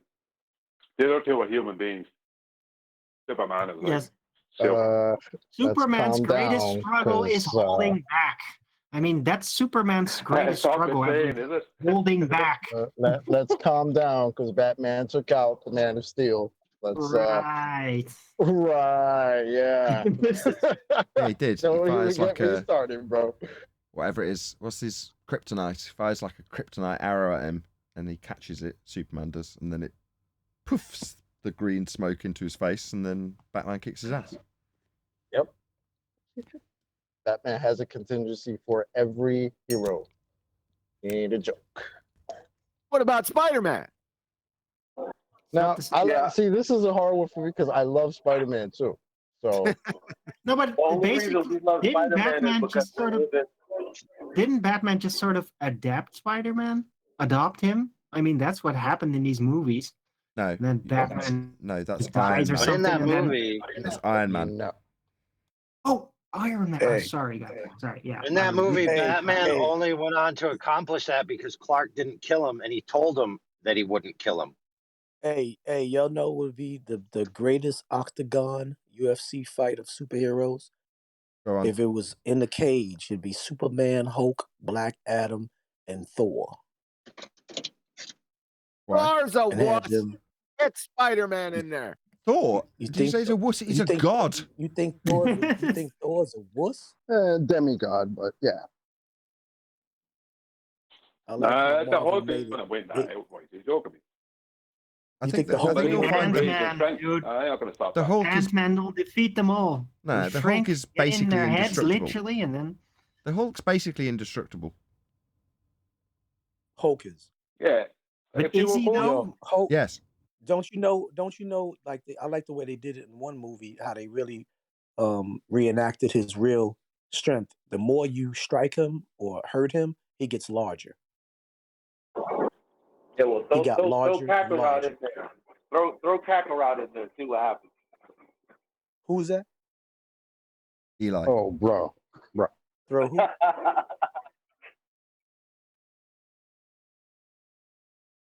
Yeah, but this Black Adam cat that Dwayne Johnson played, Shazam, he's isn't the he? truth too. It's just Shazam. He's the truth too. Yeah, but that's what bugs me out. So there was two movies. Who's the other dude that the comedic version when the guy said Shazam?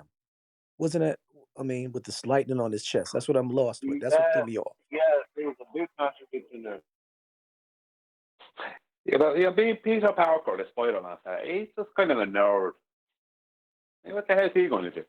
The hell you say, sir? No, It's a nerd. The guy's a nerd. If you live in the city, being Peter Parker is fun because you can swing everywhere. Bro, that's why I used to love Spider-Man, because I come from Queens. All right, but a good they point. used to show him swinging around in Forest Hills. I'm like, oh, Shelly, I went to school over there. Yeah. I was bad Well, hype. here's a good beggar to question. Like my wife asked me, where the hell, if he's not in the skyscraper area, where are his webs hitting to attach and swing from? Not Depends on going the down comic. the alleys of the streets. In some of the comics, Huh? he's got web shooters, so he has to physically make them. And in others, they come Right, out but I'm of his saying, though- body, so he produces it like a spider would. So it depends on the comic. No, where are they making contact when he shoots straight up in the air if he's not swinging through 50th and Park Avenue where the skyscrapers? I mean, When does that happen? What is he connecting? but he never goes outside of that. That happened in the cartoon. Yeah, the guy's a fraud. Spider-Man. Yeah, he just they were showing him swinging around in like regular neighborhoods that are not like skyscrapers. That they have. Yeah, but I read them. Yeah, but what is he making contact then with? he A pigeon? just doesn't swing as high. Lampposts, obviously. Airplane? Lampposts. Yep. Not so much airplanes. Sorry, someone say airplanes. Yeah, obviously he's got the flight paths down, hasn't he, to swing through the neighborhoods. Exactly. No, all he has to do is just make a little spider web parachute and then let Coriolis drift carry him. What Coriolis? The guy you were asking about Shazam. That's Captain Marvel or something like But that. that's what I'm saying, though. That's what I'm saying. Shazam was the guy that wore the red suit and the cape, and the guy just played him. The same guy that played Kurt Warren, NFL Greatest Story, portraying Kurt Warren, the quarterback.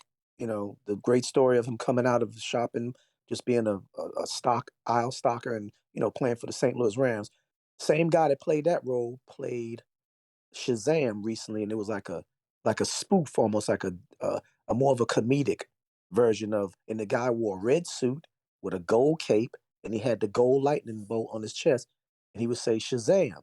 So now when I see this other one, Black Adam, doing the same thing, this threw me off. Like, What is Nah, what? They Black got the So powers from the same wizard, as far Yeah, Yeah, as it's but from the what I Black same. Adam remember. way better. Exactly. got you. But Got you kind of can't have one without the other because the Shazam story explains the Black Adam origin story. Correct.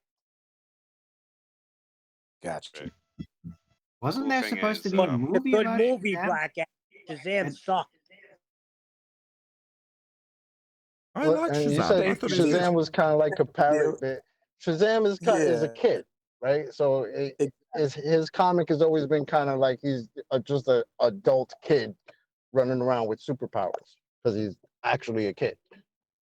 That's why it seems more. You could take it more in the comedic area. Want to hear something But funny? On somebody made a Saturday morning in the 1970s, they had this Shazam show, like a half-hour show. That's what I'm talking about. Same thing. That's where the comedic version came in. Red suit, gold boots, gold drawers or tighty whities, whatever, gold speedos, gold cape, and he said Shazam. It was I don't know. It was just more of a nerd turning into a superhero. But this Black Adam. But somebody made a point just now. They said something about the wizard. If you go back and watch the Shazam story, the wizards are the ones that gave the power because it's a area or some type of realm where the power comes from. So now I understand what the connection is with the Black Adam and that same realm with the wizards. Okay, so now I get it. Yeah, I got you, bro. Peter Parker also says it in the Tobey Maguire series. So when he's standing on the top of a building, he's trying to figure out how the hell to use his webs. And he goes, Shazam! Go web, go! Yeah. Go web, go! Tobey That's Maguire. it. That's who plays Spider-Man. Tobey Maguire. A dweeb. That's not a man. You know what I mean? Spider-Man. Hey. Spider-Man's the best. Hey, I'm from Queens. There's a way of it, and they're nothing good about Spider-Man. Somebody else If said Spider-Man Shazam. was a real Spider-Man, he'd be the size of a table, and he'd have 8 legs, and he'd be like eating people by the dog on them. That's more like Somebody else Spider-Boy. said Shazam. And there's an interesting story about the Shazam character, right? He's Captain Marvel, so there's all legal battle that went on way back between Marvel and DC with the name. So that's why you don't see Captain Marvel like on the posters, etc. So there's an interesting story around that. So that's why they got a female playing Captain Marvel. They claim DC, everything Marvel has, DC had it first. That's what I've been hearing. Well, where's DC's Hulk? Who's DC's Hulk? I have no clue. Guy, the clobbering guy with the Ben with the stones. He's the closest to a Hulk. Oh, the Thing? I don't think that's it's still the Thing. Marvel. That's the Thing is Marvel. The Thing is Marvel anyway. Yeah, That's right. You're right, Yep, Chocolate. that's from That ain't it. Fantastic for you. That's definitely Marvel. Correct. Yeah, you're right. You're right. Okay. I'll find out right now. Technically, all you need for Spider-Man is a right. Just shut your mouth, Brian. Yo, what's the beef with Spidey, bro? What's good? No, what you typically need for a Spider-Man is just to screw up in your life story and get a loved one killed. Not for nothing. People shit on Spider-Man a lot, and a but piece of Spider-Man. cardboard to slide under him. You got to remember something about Spider-Man. Spider-Man's always holding back, right? He's gotten his ass kicked a couple times, but for the most part, he's a lot more powerful than he actually displays. Well, I wish he Right? displayed So- so we can know how powerful he really is.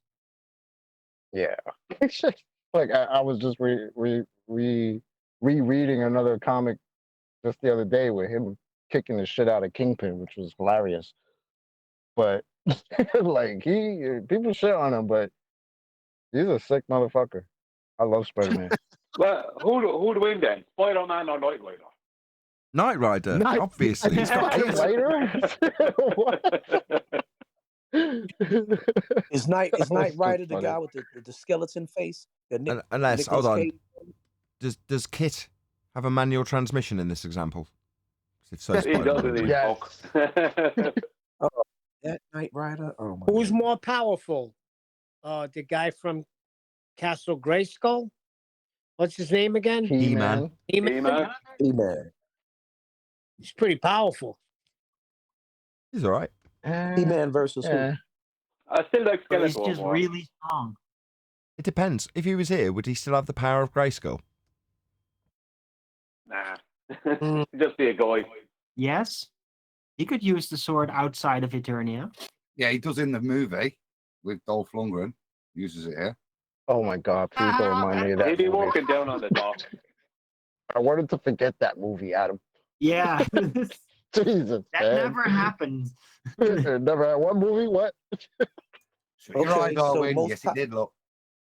most powerful villain ever, Thanos. That's my opinion. Zod. Thamos. Devourer of worlds. I think Galactus is actually. Yeah. Megatron. I got to go back into Megatron. I mean, What are you talking about, man? Galactus is like put Megatron versus Magneto. That'll be a wrap real quick.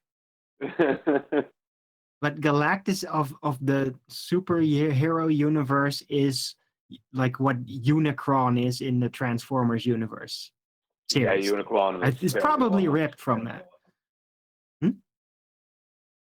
Unicron was pretty awesome. Pretty monstrous. Yeah, absolutely. I'm really curious to see if they're gonna actually give him because there is supposedly like a 3D animated series with Unicron and everything according to the movie style. So I'm kind of trying to find that. Well, I hated the movies, but I love the cartoons. You can watch movies. The movie. The old one. I'm fading back now. You can watch the original cartoon movie. You can watch that Unicorn and that. Transformers the movie. And the series that comes after that, he comes back again eventually. They bring him back. Yeah. Eventually. Yeah, in the series, in the cartoons after that point. And he's in the cartoons prior to that point. It was such an insane upgrade, that movie, because like all the kids cartoons were like really for kids, were like for preteens, and then suddenly it got seriously adult with just like Transformers. Everybody's known, and they all did nice conversations. Always goes nice in the cartoon, and then they die, bangs, splat, and you see them die and all that. Like, what the hell? That's crazy. Oh yeah, but that's very funny. impressive. That's funny because and that's really just like in America, because other places, like if you watch anime, people die all the time. Somebody will punch a hole straight through somebody's chest, blood coming out, all types of shit. Right, but that's for anime that's specifically meant like for that. That's not meant for little kids. I mean, Transformers was for little kids, and then suddenly they completely threw around the modus operandi in that movie. Okay, so who would win, right? Wolverine versus the Shredder. You mentioned Wolverine. Wolverine, dude. What the hell? Yes. Yes, Wolverine. Who would win? Shredder's just a man. What about Wolverine and Beast? The blue dude from X-Men. Dude, Wolverine, man. I mean, the guy Wolverine. literally can be blown up and he'll still survive. Yep, he's indestructible. Even though his big brother, his healing factor is too crazy. His big brother messed him up though. They made him see. I got a better one then for you, Chuck. Wolverine versus Deadpool. Just because Deadpool I mean, can't they've die. had plenty of fights before, but I would go with Wolverine. It depends on if Deadpool has meta powers and can basically screw with reality. Yeah, but I mean, Deadpool has the same type of healing factor too, so that'd be a rough So one. you saying this is the Deadpool? Yeah, but does he have an Ryan Reynolds adamantine played, right? skeleton? No. This is Deadpool that Ryan Reynolds played, right? Yeah. Yeah. Okay, that character. Wolverine. All Wolverine has to do is slice him in different pieces like they did Haru and put his body pieces everywhere around the world. And that'll be it. Just put his arms in the west, his legs somewhere in the south. Just put his body everywhere. Deadpool's done. He'd coalesce like the Terminator. Like Terminator 2. I mean, he'll regenerate. Not if you lock it into concrete. The T2. What about the T2? That made of Mercury. Who's going to beat him? Johnny Flame. Johnny Storm. Who's he talking about? I do like that one though. Wolverine versus T2 or the T1000. Oh, okay. Now that's a good one. That's a good one. That's a really. They're pretty evenly matched because the T1000 isn't alive. Too close. He's not battle. Well, I bet that Wolverine is not going to handle like molten iron, as right. I mean, that's still going to fuck him up pretty damn bad. Michael Well, Myers Wolverine would versus definitely Batman. be. Well, I got one. How about Batman's a bitch ass. all Excuse of my the ones language. you just mentioned versus the vacuum of space? What did you say, bro? He What? said versus What did you vacuum say? of space. So like T1000 versus vacuum of space. What? I have one. General Zod versus Joe Biden. Obviously, Who's Zod the would most win. evil? Joe Biden got taken out by some stairs, so I don't know. He's still around though. Joe Biden's I got power one. would I be got one. like I he got only one. has to snip your hair and then you immediately die. Okay, got right. one. Will Smith Edward. versus Jason Statham. Jason Statham. Jason Statham. Oh, Jason Yeah, I Statham did would say break him. his back. Jason For real. Statham's the British dude, right? Yeah. Yeah, Yeah, yeah. he would break Will's back. He'll break Will's back. Yeah, the transporter. Yes, the Yeah, transporter. he's a true martial artist. Oh, here go one. Steven Seagal, young, not fat diabetic Steven, young Steven Seagal versus Jason Statham. Joe Lewis whoop all their Jason Statham. asses. Well, even with David Statham would have a bit of a problem there because Steven Seagal can use him as a wrecking ball.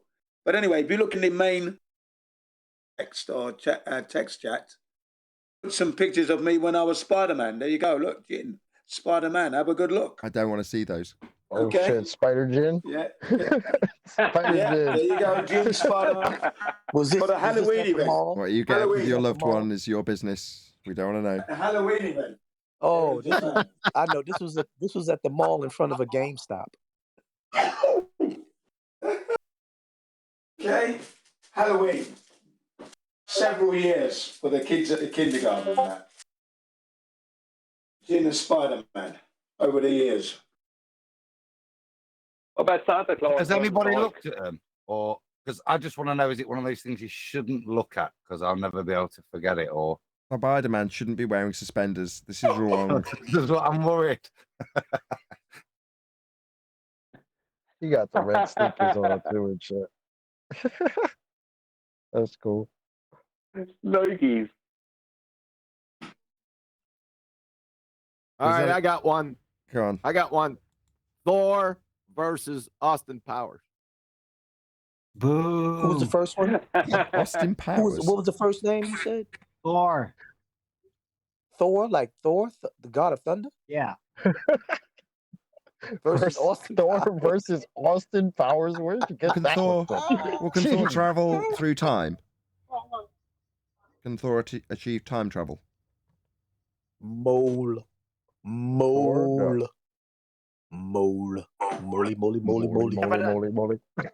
No, but Thor doesn't have time travel powers. That's all just like his pantheon related stuff. Well, on that What note, about I'm Batman versus anyone? going to round out, guys, Versus because we're all talking such utter nonsense about movies. So I'm going to say a huge, massive, enormous thank you to both Discord and G+ panels for making this movie-related and cartoon and comic-related after show possible. And of course, a massive thank you to all of you in either Nathan Oakley 1980 or Nathan Oakley premiering streams. Hopefully smashing the super chat, liking, commenting, sharing, subscribing, joining as a Nathan Oakley 1980 channel member and all that good stuff. I've been Nathan Oakley and I will see you all in the next video.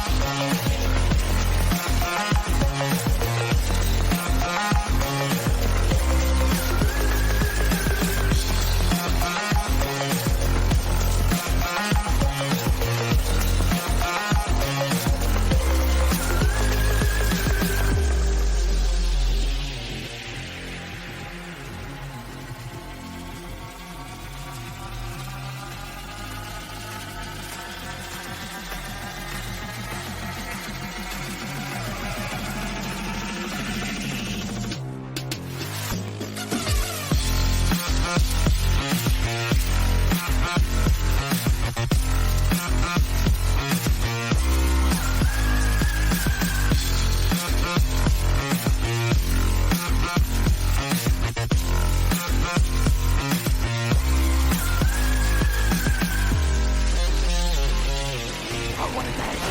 What a lovely day!